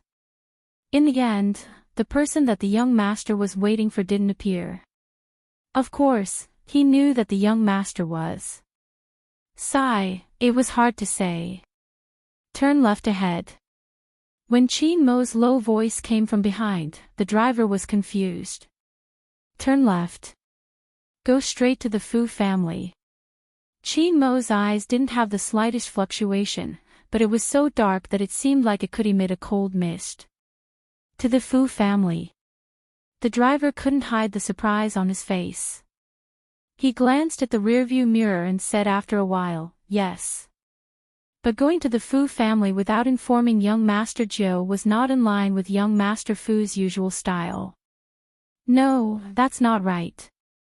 It should be said that the young master had never been to someone's house before. Why did young master want to go to the Fu family? Should he ask his wife to call the other party's wife first? But it was so sudden. They usually didn't have any contact with the Fu family, and they didn't have any contact information at all. Qin Mo didn't know what the driver was thinking. Right now, Almighty Qin's idea was very simple: catch that guy and teach him a lesson. Achoo! Fu Zhou was having a good time drinking, but for some reason, she suddenly sneezed. Feng Shang was already swaying left and right. His face was also red. Idol, how did you become two? Because you're drunk. Fu Zhou held the glass of beer and drank the last mouthful. She looked up and said, "Boss, come, check out." Shui Yaoyao was surprisingly a good drinker. She drank 3 bottles of wine and nothing happened. After Fu Zhou handed over the money, she tilted her head and said to Shui Yaoyao, "This guy should come with me. If he goes back in this state, his brother will definitely question him." I'm not afraid of my brother. Feng Shang, who was originally drunk, suddenly sobered up. I was just being obedient. Fu Zhou nodded and said half-heartedly, yeah, you're the most obedient. As he spoke, he pulled her arm over his shoulder. Dressed in his school uniform, he didn't look any less handsome. Let's go. Hail a cab and ask the driver to go to your house first. All right. Shui Yaoyao didn't stand on ceremony with Fu Zhou. After she hailed a taxi, she sat in the front seat and looked back at the back seat. Your Highness Zhou, is Feng Shang okay? Fu Zhou rubbed Feng Shang's head. Don't worry, I'm here. All boys will react like this when they drink for the first time.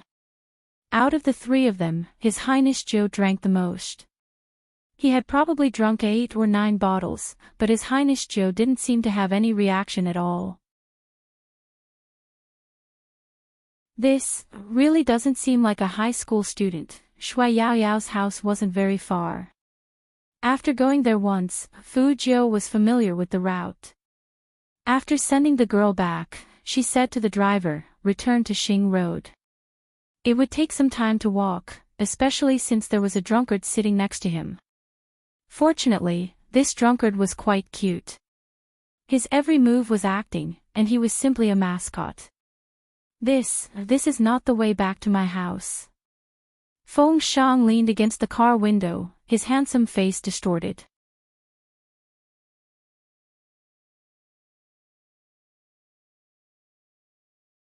Chapter 165. 7 p.m. at night. The sky was already dark. The northern region had started its own smog. All the roads in Jiang City entered the rush hour. In the living room of the Fu family. Ever since Qin Mo came in, Chen Xiaodong didn't know where to put his hands.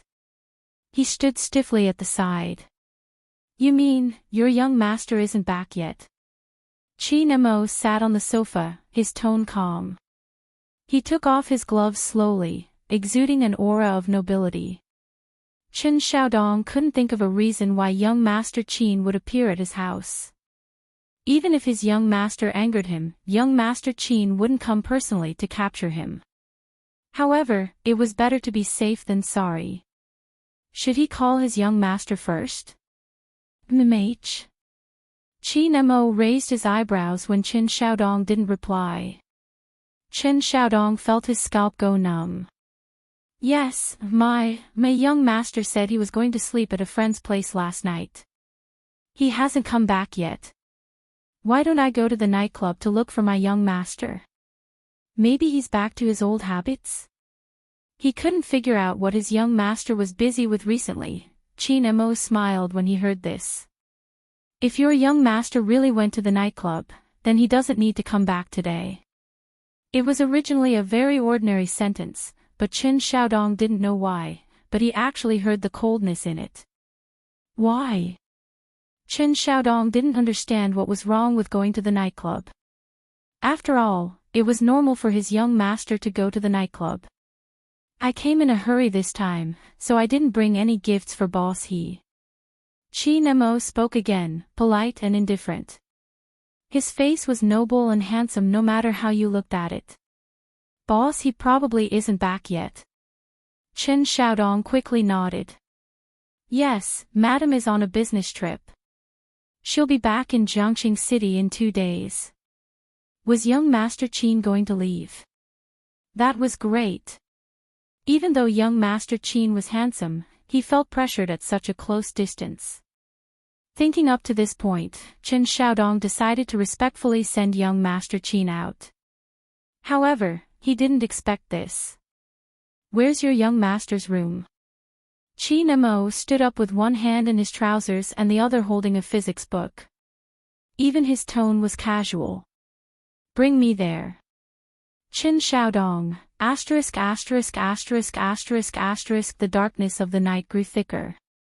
When the taxi driver finally dropped Fu Jiu off, Feng Shang walked around in a daze. Fu Jiu grabbed him by the sleeve and dragged him into the Fu family. Fu Zhongyi took almost everything, but he didn't dare to touch the villa. Even the illiterate understood the meaning of marital property. But it was precisely because of this that San Kai refused to let her go. If she didn't enter the Fu family's door, she would never be considered a legitimate wife. Not only did the three know this, but everyone in the business world also knew this. What's more, this villa wasn't cheap. She used so many tricks to poach people from He Honghua. Apart from making He Honghua a laughingstock, there was another reason. She wanted He Honghua to run out of money and have no choice but to sell the villa at a low price. Then, she would be able to take over the villa legitimately. Fu Jiu looked at the brightly lit single-family house in front of her and smiled coldly. Anyone who wanted to destroy her home, she would let them have a taste of what it meant to burn their bones and scatter their ashes.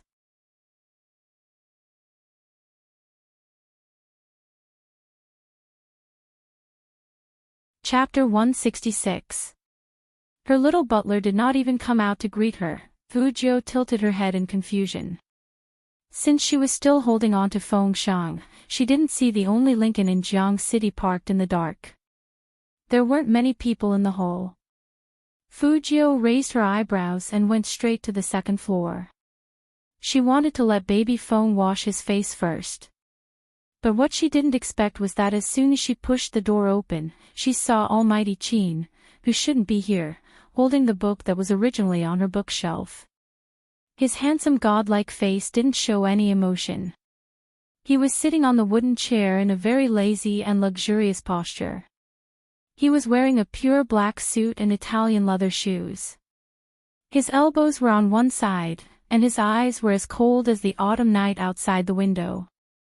His voice was indifferent. You still know to come back. Fu Jiu paused for a moment. He did look like a big brother. She had wanted to explain, but student Feng jumped out from behind. I'll have another drink. After you drink me up, I'll go home with you to sleep. Go home and sleep. Qin Mo repeated the 3 words and stood up with a faint smile. His eyes were cold. You're really amazing. You brought the second young master of the Feng family home to sleep with just 1 trip. No wonder you're my younger brother. Almighty Qin's words were definitely the opposite of what he meant. Fu Jiu was a smart person, so of course she wouldn't do something stupid. She smiled lightly and said, Our team gathered today, and everyone was happy, so we drank a few more glasses. I was worried about him going home, so I brought him back to my house. Brother Mo, I won't do anything to baby Feng. His big brother will ban me. I don't know if his big brother will ban you, but if there's a next time. Chi Nemo approached slowly, and even his breath hit Fujio's face. It was extremely cold. I won't just break your claws, but don't even think about your legs. Hearing that, Fujio touched the bridge of her nose and glanced at the physics book on the desk. She couldn't help but be stunned. Was he going to tutor her again? Speaking of which, even if the Almighty wanted to tutor her, he would definitely go to school and not to her house. Could it be that after he went to school, he didn't wait for her and then came to her house? Only then did Fujio realize how serious the situation was. A businessman who valued time like the Almighty rarely waited for others. With the Almighty's personality, he would definitely find a way to get back at her. But Chi Nemo didn't seem to be in a hurry to deal with Fujio. He turned sideways and took out his phone. He looked at her and dialed a number with his slender fingers. Manager Feng, who was still attending the party with his team, was stunned when he saw the caller. President. When had his Almighty ever called him? He would call 5 times before the other side would pick up one. Sometimes, the Almighty would say, Feng Yi, don't call me if it's nothing important, understand? At that time, he really wanted to smash his phone. But now... Humph. Manager Feng coughed seriously and deliberately lowered his voice, trying to create a sense of maturity. Boss Chin, what's the matter? The person on the other side of the phone seemed to be laughing. Feng Yi, I'll give you 20 minutes to come to the Fu house and pick up your drunk brother. If he doesn't arrive after 20 minutes, you can directly buy a plane ticket and fly to South Africa. I will pack up your brother and send him to you. How about that? How about that? What kind of place was South Africa? A country where people could only eat dirt.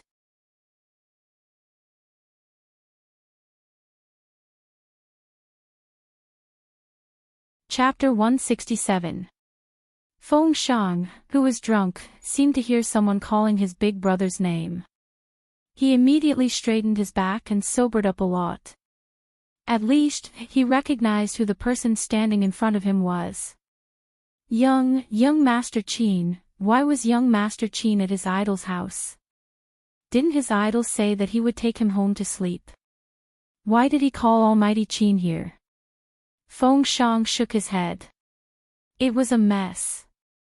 Chi Nemo shoved his phone into his pocket and walked over to Feng Shang. His graceful voice was filled with indifference. Second young master, if I were you, I would stay at home obediently. Even if I like to play, at the very least, I wouldn't go home with anyone so casually. What do you think? Feng Shang was stupid. Why did he go home with anyone so casually when it came to young Master Qin? Young Master Qin should know how clean he was normally. Why did he have to insult him in front of his idol? As for you... Chi Nemo turned his face, reached out his left hand, and pulled Fujio to his side. His voice was still very indifferent, and he looked like a businessman. Take your physics book, sit there and copy the questions 10 times, then we will talk about your drinking today. Fujio didn't even open her mouth. Almighty Qin said casually, you don't want me to guess the questions for you? Fujio immediately gave up the idea of saving baby Feng. She walked to her desk resolutely, copy the questions. Feng Yi arrived at the Fu house very quickly. He was really afraid that Boss Qin would send him to South Africa to dig for diamonds. He wouldn't even have water to drink, let alone entertainment facilities. But there was one thing he was very confused about. Why did he come to the Fu house to pick someone up?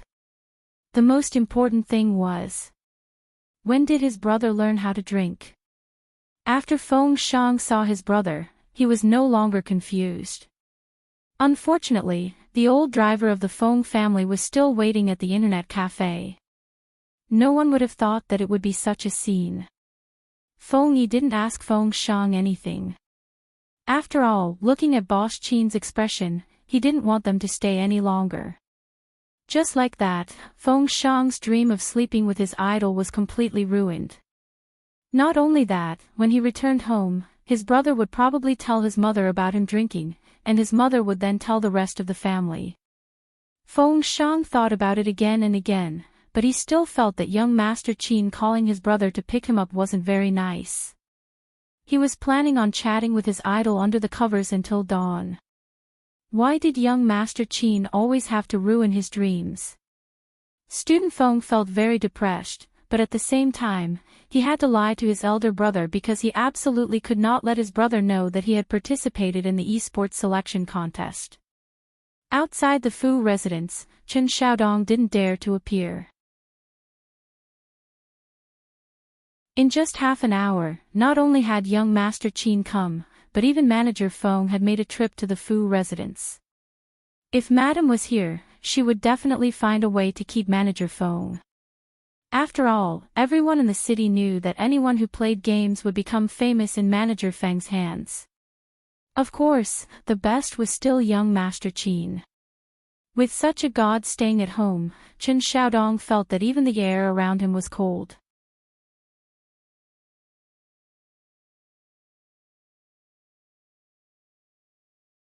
Chapter 168.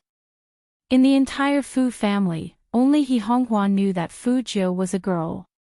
Even Zhang Xiaodong, who was always by Fu Jiu's side, didn't know Fu Jiu's true gender. This was an important secret, so even in her own house, Fu Jiu's room wasn't filled with cosmetics like other girls. But Fu Jiu was a girl after all. Especially the old Fu Jiu. She had always imagined that one day she could regain her female identity. So in this room, there would always be traces of a girl's existence. In fact, Fu Jiu was quite sensible. She knew that if people found out that she was a girl, she and her mother would be finished. But the old Fu Jiu couldn't stand this kind of life, so she had to cover it up and vent her anger at He Honghua. So much so that she developed the habit of putting the things she secretly bought in the bedside drawer. Since her rebirth, Fu Jiu had been busy playing games, making money, and taking revenge. She didn't have time to deal with these small things. And she didn't think she needed to deal with them. But now... Fu Jiu looked sideways, and her fingers slid over her glowing lips. Her youthful side profile was still so beautiful that it made people's hearts beat faster. The Almighty couldn't find out, right? But Fu Jiu forgot that there was a law in this world called Murphy's Law. Murphy's Law meant that the things people were most worried about would happen. After noticing the young man's gaze, Qin Mo followed his gaze to the bedside. With one hand in his trousers, his deep eyes were cold. You seem to have been staring at the bedside since just now. Have I? Fu Jiu turned around in her swivel chair and smiled. Qin Mo walked over to her and bent his waist down. He placed both his hands on the table behind her in a beautiful posture. A lock of black hair fell in front of his sharp eyes, imprinted on his handsome face, adding to his arrogance and untamed nature. In an instant, the man's minty cigarette scent filled her mouth and nose. It was the same scent that occasionally emitted from his suit, quiet and cold. Fu Jiu didn't move, but raised her head with an evil smile. Qin Mo's eyes were like a deep whirlpool in the night, especially when he looked at her. The posture of the two of them was really not ordinary. So when Chen Xiaodong wanted to come in with the tea, he was scared back. What did he see? Young Master Qin was kissing their young master. He must have been mistaken. That's right, how is this possible? From the back, it was indeed an ambiguous angle. In addition, both of them were very handsome, so it was inevitable that people would think in that direction. Especially when Fu Jiu put her hands on the chair and deliberately lifted herself up. She said to Qin Mo's lips, "Brother Mo, I find you especially handsome today, really." When dealing with an opponent, there were times when it was useless to always use attacking methods. Compliments were the most useful when the other party was angry. But in the next second, he freed his left hand and lightly patted the youngster's adorable face. It was rare that he wasn't mocking her. "You have a sweet mouth, but you seem to have forgotten something." Chin-mo retracted his arm from Fujio's back, and his magnetic voice continued unhurriedly, "I studied psychology."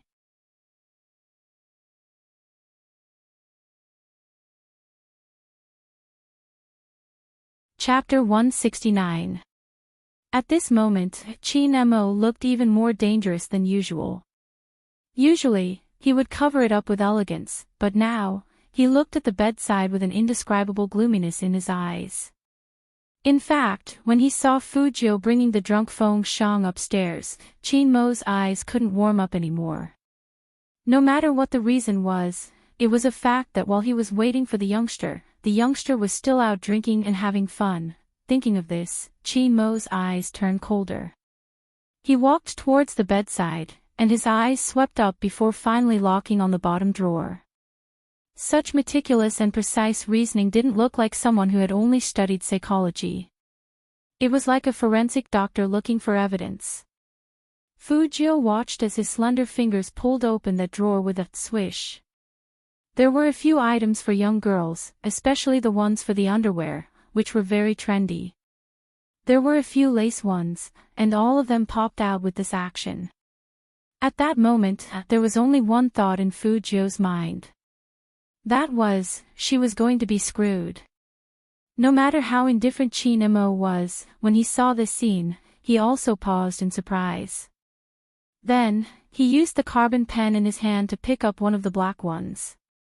He looked at Fujio coldly with the aura of a third-generation soldier. "I didn't expect you to have such a wide range of interests. Shouldn't you explain to me, your big brother, why do you have such things in your room?" Fujio narrowed her eyes, and a light flashed through them. She walked over with a smile on her face, looking very naughty. "Brother Mo, you are a man, so you should understand. Men always have one or two female confidants." Female confidant. The smile on Chin-mo's lips became colder. He threw that thing away, and even his eyebrows seemed to be filled with disdain. "Aren't you afraid of getting sick?" Fujio said it as if it were the truth. "Brother Mo, we didn't do anything. That woman only slept in my room for 2 days and left something behind. She said that it would be more convenient the next time she comes." Chin-mo's handsome and ascetic face didn't look any better because of this explanation. Instead, his eyes emitted a dark, fog-like light. He looked at the youngster and pinched Fujio's chin with his fingers. He used a lot of strength, and when his fingers, which were covered with black gloves, scratched Fujio's skin, it caused a series of pain. "I really underestimated your womanizing ability." The wider Chin-mo's smile, the colder the surrounding air became. "There are men and women." Fujio dodged his move and smiled. "We are all friends who play together. I'll be more careful next time." "Do you think there's a next time?" Chin-mo glanced at the youngster. She was handsome, but why was she so infuriating? Fujio blinked. How else could she answer? However, it was fortunate that her usual style was like this, so she could think of such a good excuse in a flash. No one knew how complicated her feelings were when she saw those things coming out. If the Almighty found out that she was a woman, the Almighty would definitely sneer and strangle her to death.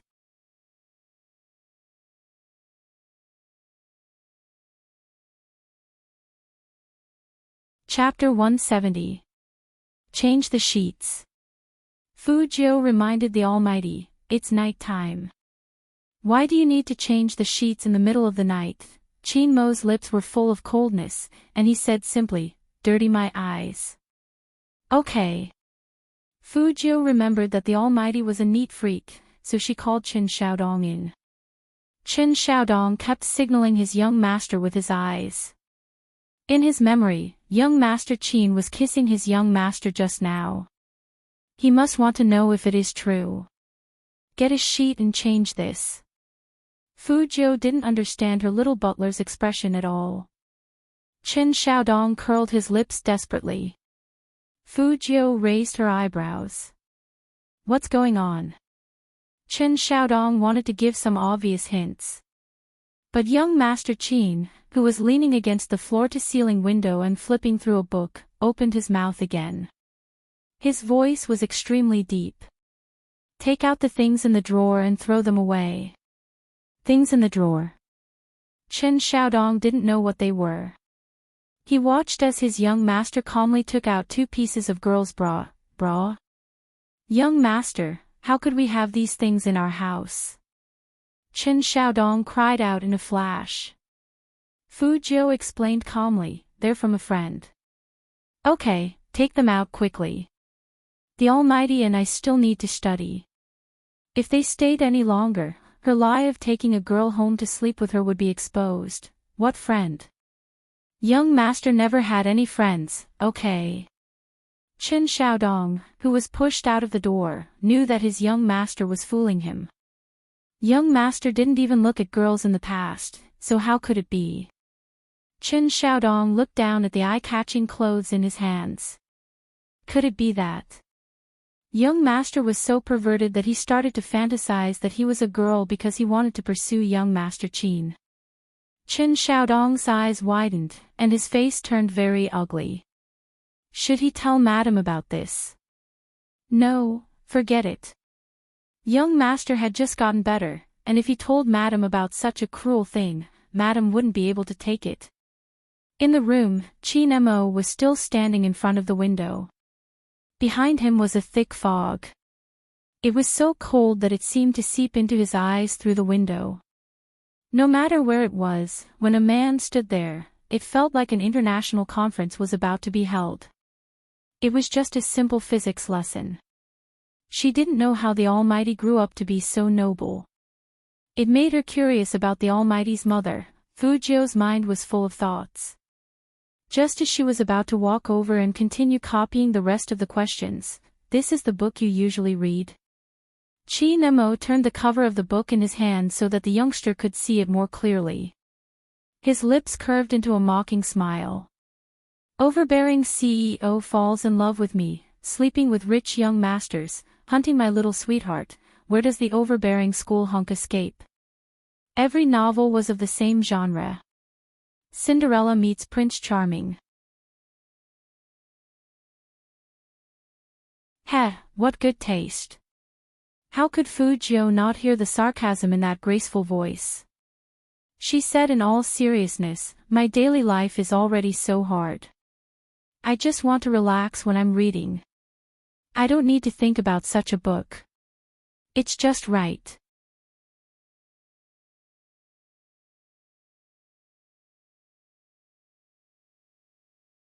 Chapter 171. When Fujiu heard that, she stretched out her arms. Her school uniform jacket was half over her shoulders, and she raised her pretty eyebrows. Her posture was very devilish and handsome. Brother Mo, I'm so aggressive. Do you think I look like the one on the bottom? Everything looks like it. Qin Mo casually tossed the books to the side, his voice elegant and dignified. You look as though you're being suppressed. Fujiu, she really couldn't take this sentence as a compliment. The Almighty's sharp-tongued skills could really cause internal injuries. He's always reading these books. No wonder he got last place. Qin Mo stood tall and slender, his left hand in his pocket. His eyes were filled with mockery towards all the bad students in the world. Since you like these books so much, then read the first 3 pages of each of the 10 books for tonight. The first 3 pages. 10 books, he still had to read 30 pages. The corner of Fujiu's mouth twitched a little, then she laughed and said, this will take up Brother Mo's teaching time, so I'd better not do it. Although I like it, I can watch it in private. How sensible. Qin Mo lifted his thin lips, a faint smile on his face. But who told you that it's taking up teaching time? These are all bedtime stories. In your words, your daily life is already so difficult, so you should relax when you read. This kind of book doesn't need to think, it's just right. After physics, read it to me. Fu Zhou, why did she always use her own words against him? Wasn't the Almighty too shameless? What's more, I'm talking about other people's hard lives. Did the Almighty, who drank Voss's mineral water at home, understand what it meant to live a hard life? 100 yuan per bottle was enough for her to drink a box of cola. However, Fu Zhou was very good at catching the main point. Her eyes paused. Before bed. Qi Nemo seemed to have been waiting for this question. Their eyes met as he slowly walked towards her. Fu Zhou could even see the light in Qi Nemo's eyes. It was definitely not friendly. Fu Zhou's room wasn't as big as Qi Nemo's, and the space from the bookshelf to her side was very narrow. Qi Nemo's every movement was enough to make people feel his natural pressure. Ninth brother likes to bring people home to sleep, so he probably won't reject my offer to stay the night. He looked at her, his eyes cold, as if he would throw her out of the window if she said the word no, no matter whose house this was. Fu Zhou always felt that the Almighty was more like the master of the Fu family than she was. His strong aura even made Qin Xiaodong behave himself. But, were they going to sleep together again? He had just slept with her yesterday, although the situation today was different from yesterday. This was the Fu family, her territory, so it was slightly better. But when she woke up in the morning, she still felt that it was too cruel. But the Almighty didn't give her a chance to refuse. He pulled out one of the wooden chairs in front of the desk with his right hand and sat on it lazily. He crossed his legs and looked elegant. His handsome face, which seemed to be cast by a knife, tilted towards the other wooden chair beside him. It was obvious that he wanted her to sit down as well. The Almighty doesn't even need to open his mouth to command people now.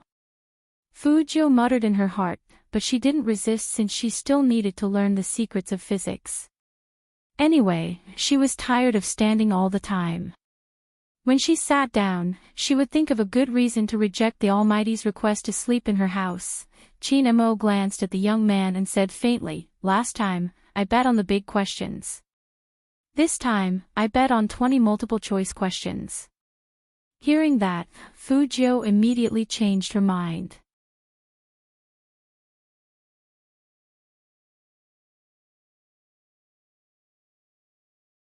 Chapter 172. Outside the window, the night sky became darker.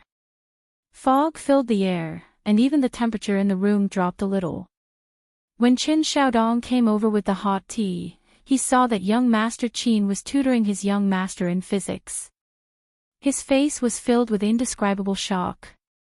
He really didn't expect his young master to learn. And young Master Qin seemed to be different from what he had imagined.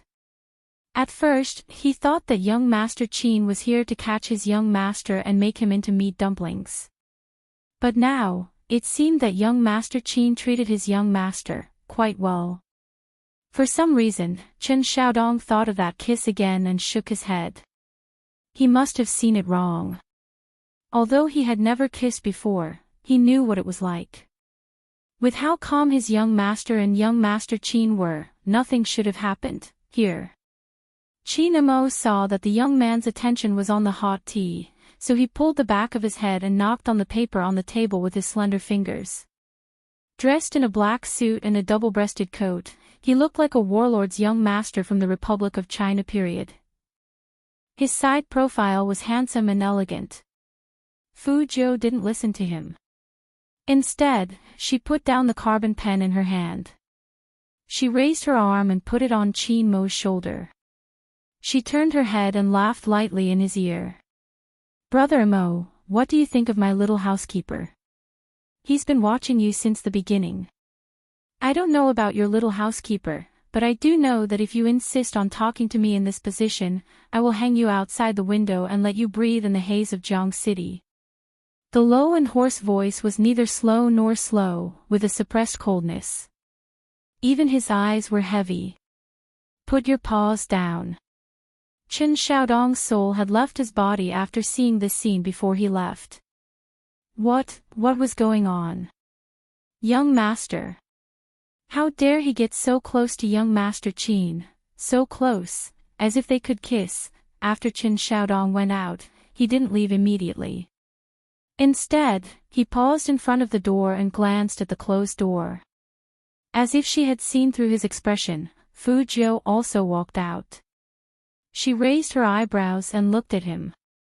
Why are you standing here instead of getting tea and snacks? Young master. Qin Xiaodong grabbed Fu Jiu's arm and pulled her to the side. It wasn't easy for him to speak, so he raised his voice and said anxiously, Young master, tell me, have you not given up on sleeping with Almighty Qin? I was wondering why young master suddenly became so fond of studying today. It turns out that you have ulterior motives. You purposely let young Master Qin tutor you so that you can have a chance to get close to Almighty Qin. It's getting late, and you can let him sleep. Am I right? At that moment, Fu Jiu didn't know how to refute. After all, the other reason she came out was to ask Qin Xiaodong to prepare a guest room for the Almighty to sleep in. Young master, listen to me once and give up on this idea. Qin Xiaodong was anxious. With your physique, you can't sleep with Almighty Qin. When Fu Jiu heard this, her thin lips curled up, and she smiled devilishly. Who says I can't sleep with Almighty Qin? It's just a small case, all right. Just then, small case. I didn't know I was so easy to sleep with in your mind.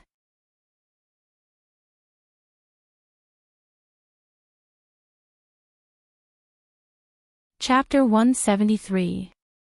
Almighty Qin.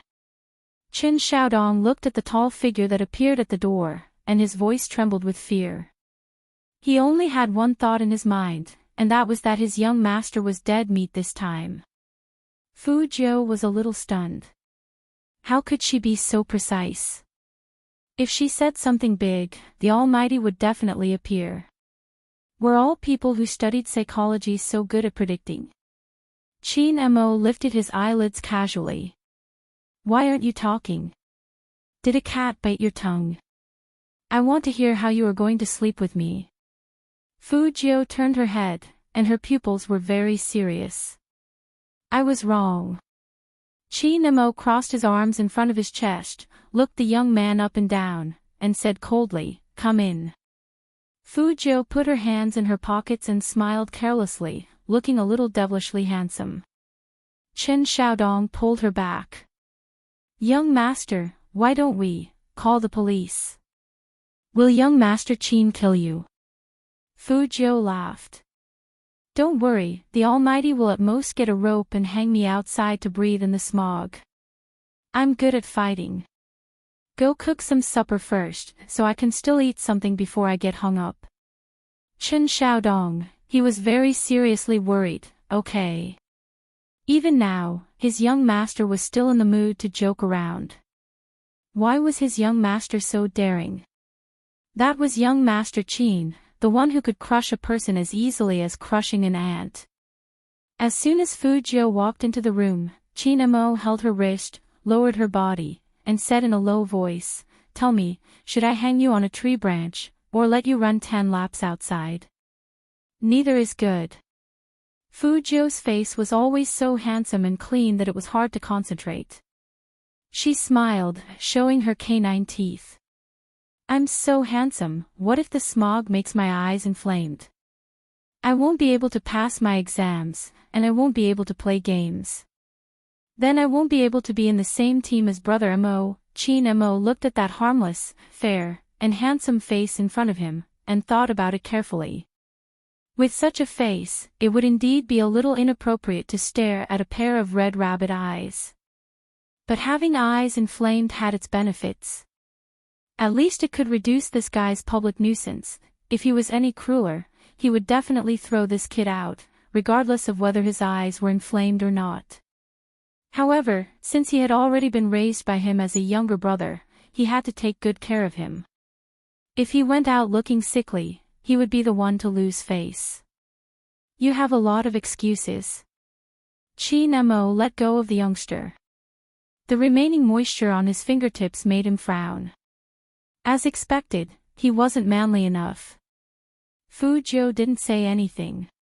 She took the opportunity to return to her original seat and continued to hold her pen in her mouth. She wrote down her multiple-choice questions with a slight smile on her lips. This kind of retreating in order to advance was really effective for the Almighty. He had to use it more often in the future. Just as Fu Jiu was thinking about this, she saw the man walk over, reach out his left hand from behind her, and close the physics book in front of her eyes. His voice was neither cold nor indifferent. That's all for today, remember a few more formulas tomorrow. Fu Jiu's silver hair stood up a little. Memorizing formulas. A few of them will be tested. The Almighty's tone sounded like he was talking about what he would be eating tomorrow. As a poor student who had just started, Fu Jiu really couldn't understand. Tomorrow he will ask Yao Yao if all of them who are good at physics are like this.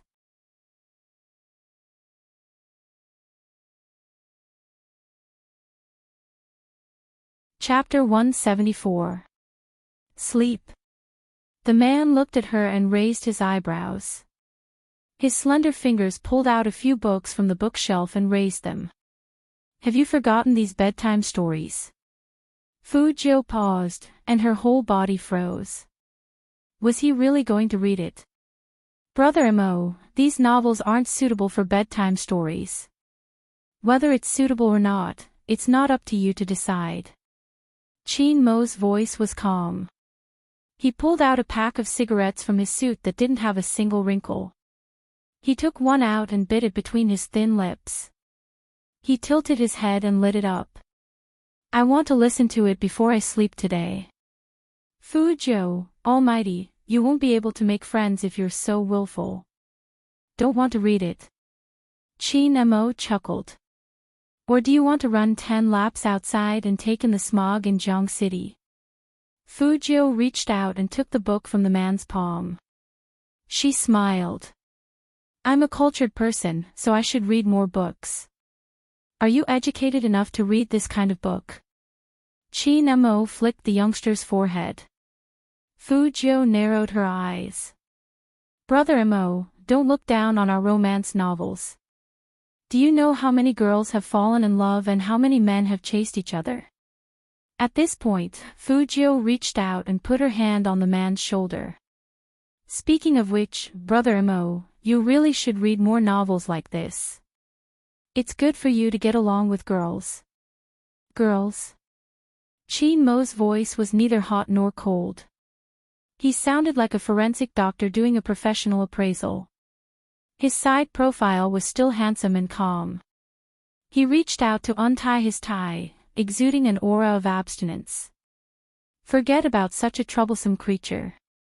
Maybe some of them are good, but some of them will always do all kinds of things to get close to the rich people in their eyes. I think you have a deeper understanding of this than I do.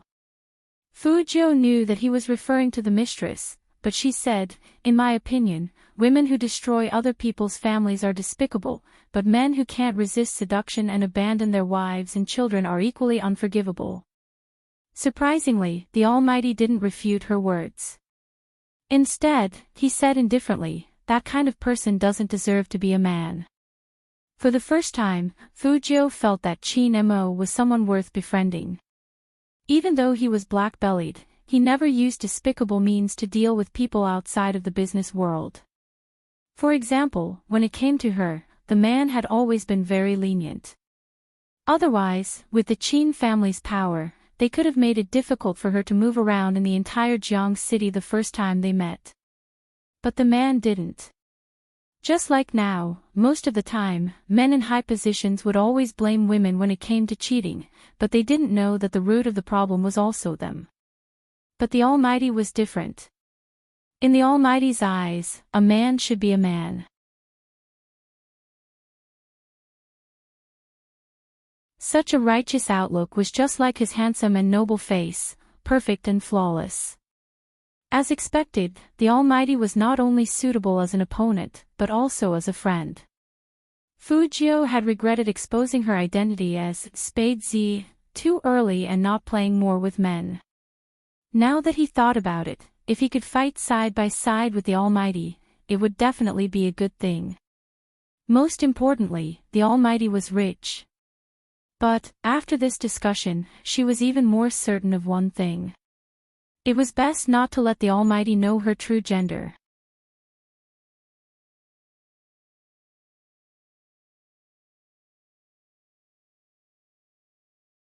Chapter 175. When Fujio raised her eyebrows, there was a smile on the corner of her mouth. No one could tell what she was thinking. She was handsome, and all that was left was her handsomeness. In fact, this was the first time Chin Mo had met someone like the youngster. He seemed evil and did things without any rules. But psychologically, this kind of person was the most difficult to profile. Therefore, it was safest to keep such a scourge by his side. Which one should I read first? Fujio looked at the 10 novels in her hands and found it difficult to choose. Chin Mo came back to his senses, his voice deep and pleasant. Read the one you like the most first. It was said that a person's personality could be deduced from the books they read. In the past, Chin Mo had trusted this professional theory, but now, because of the youngster, he started to doubt the complexity of human nature. Looking at the youngster, he didn't seem like someone who read romance novels. In the end, he was dumber than he thought. Fujio really didn't read these kinds of things. She usually liked to read mystery novels, but there were still remnants of these books in her mind. She pulled out a book that she thought was funny, but in fact, it was a rich and powerful school story. This time, the Almighty was quite polite. He gestured for her to go ahead. With a demonic elegance, he crossed his legs and lay on her bed. His face was indifferent and handsome. His right hand was still wearing the black glove, revealing his fair wrist. It made people feel like he didn't belong in this world. In the past, Fujio didn't think that her bed was small, but now that this man was lying on it, she felt like she should get a new bed. Speaking of which, the Almighty was too tall. It's a novel in the first person. Fujio coughed softly. It's a school novel for rich families. Chin Mo lifted his thin lips, a little mocking. Where are you going, domineering school hunk? Brother Mo, you have a good memory. Fujio leaned over and blinked her beautiful eyes. Chin Mo reached out and pinned the youngster's hat. I asked you to read a bedtime story, not to flirt. My name is Zhang Meili, and I'm a girl that you can see everywhere. Until one day, I transferred to a college called the best in the universe, the world, and China, and my dream life began. That day, I fainted in the forest while walking. Then, someone appeared, and he was very handsome. His name is Rich Ouyang. Hearing this, the man probably couldn't help it anymore, and his thin lips hooked up into a sneer. Ouyang is rich? Name? Brother Mo, don't worry, the story has just begun. So this Ouyang Yuqian is rich. He's none other than the only son of the dean of the most powerful college in China. He knows how to build spaceships, and he even has a satellite at home. After he saw me faint, he gave me a pile of gold bricks and told me to buy something to eat. But I'm so kind, cute, and pure, how could I take his money? It was Ouyang Youqian's first time meeting a girl who would reject him like me. From then on, he started circling around me. Although there were many people who liked me, lining up from my class to the school gate, I couldn't bear to reject him, so I agreed to date him for a few days. Pa Chin Mo reached out his hand and pressed the book in Fujio's hand. His voice was indifferent. Buying food with gold bricks. Are you sure you can buy it?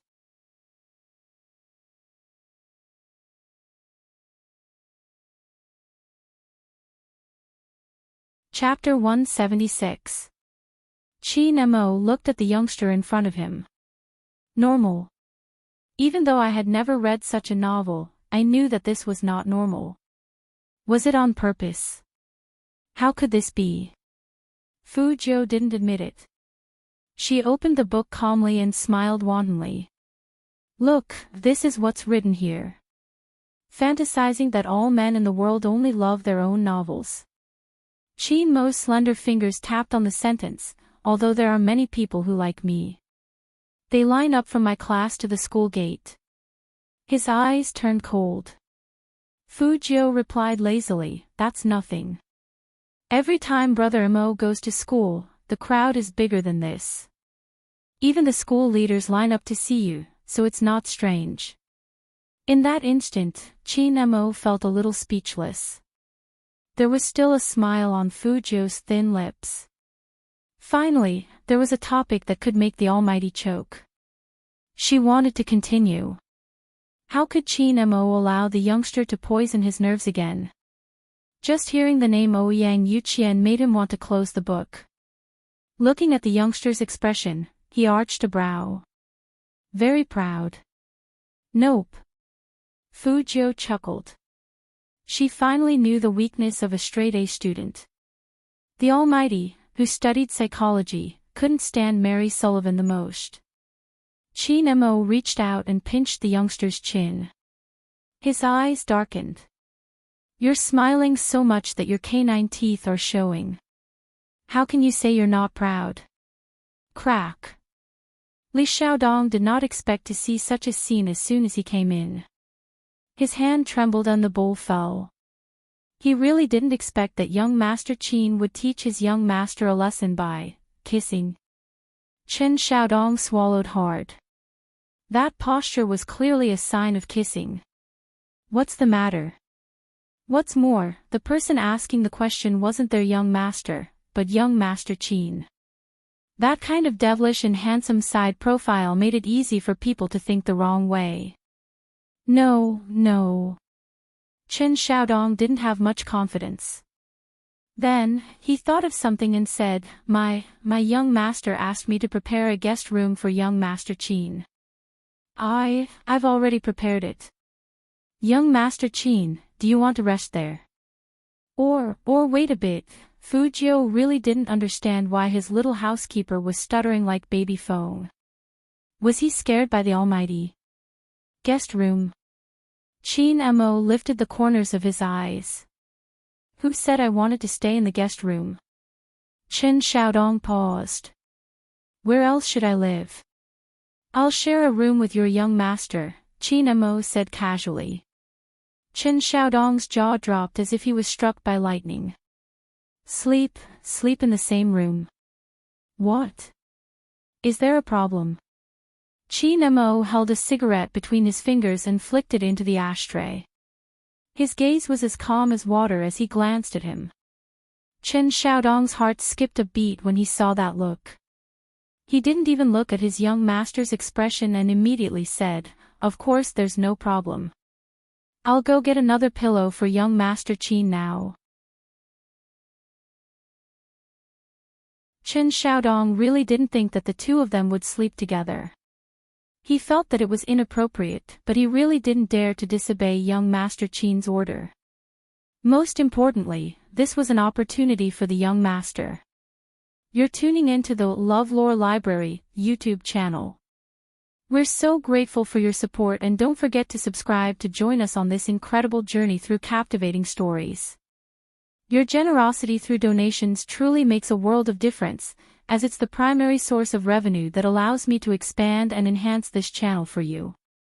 Thank you from the bottom of my heart for being a part of this adventure.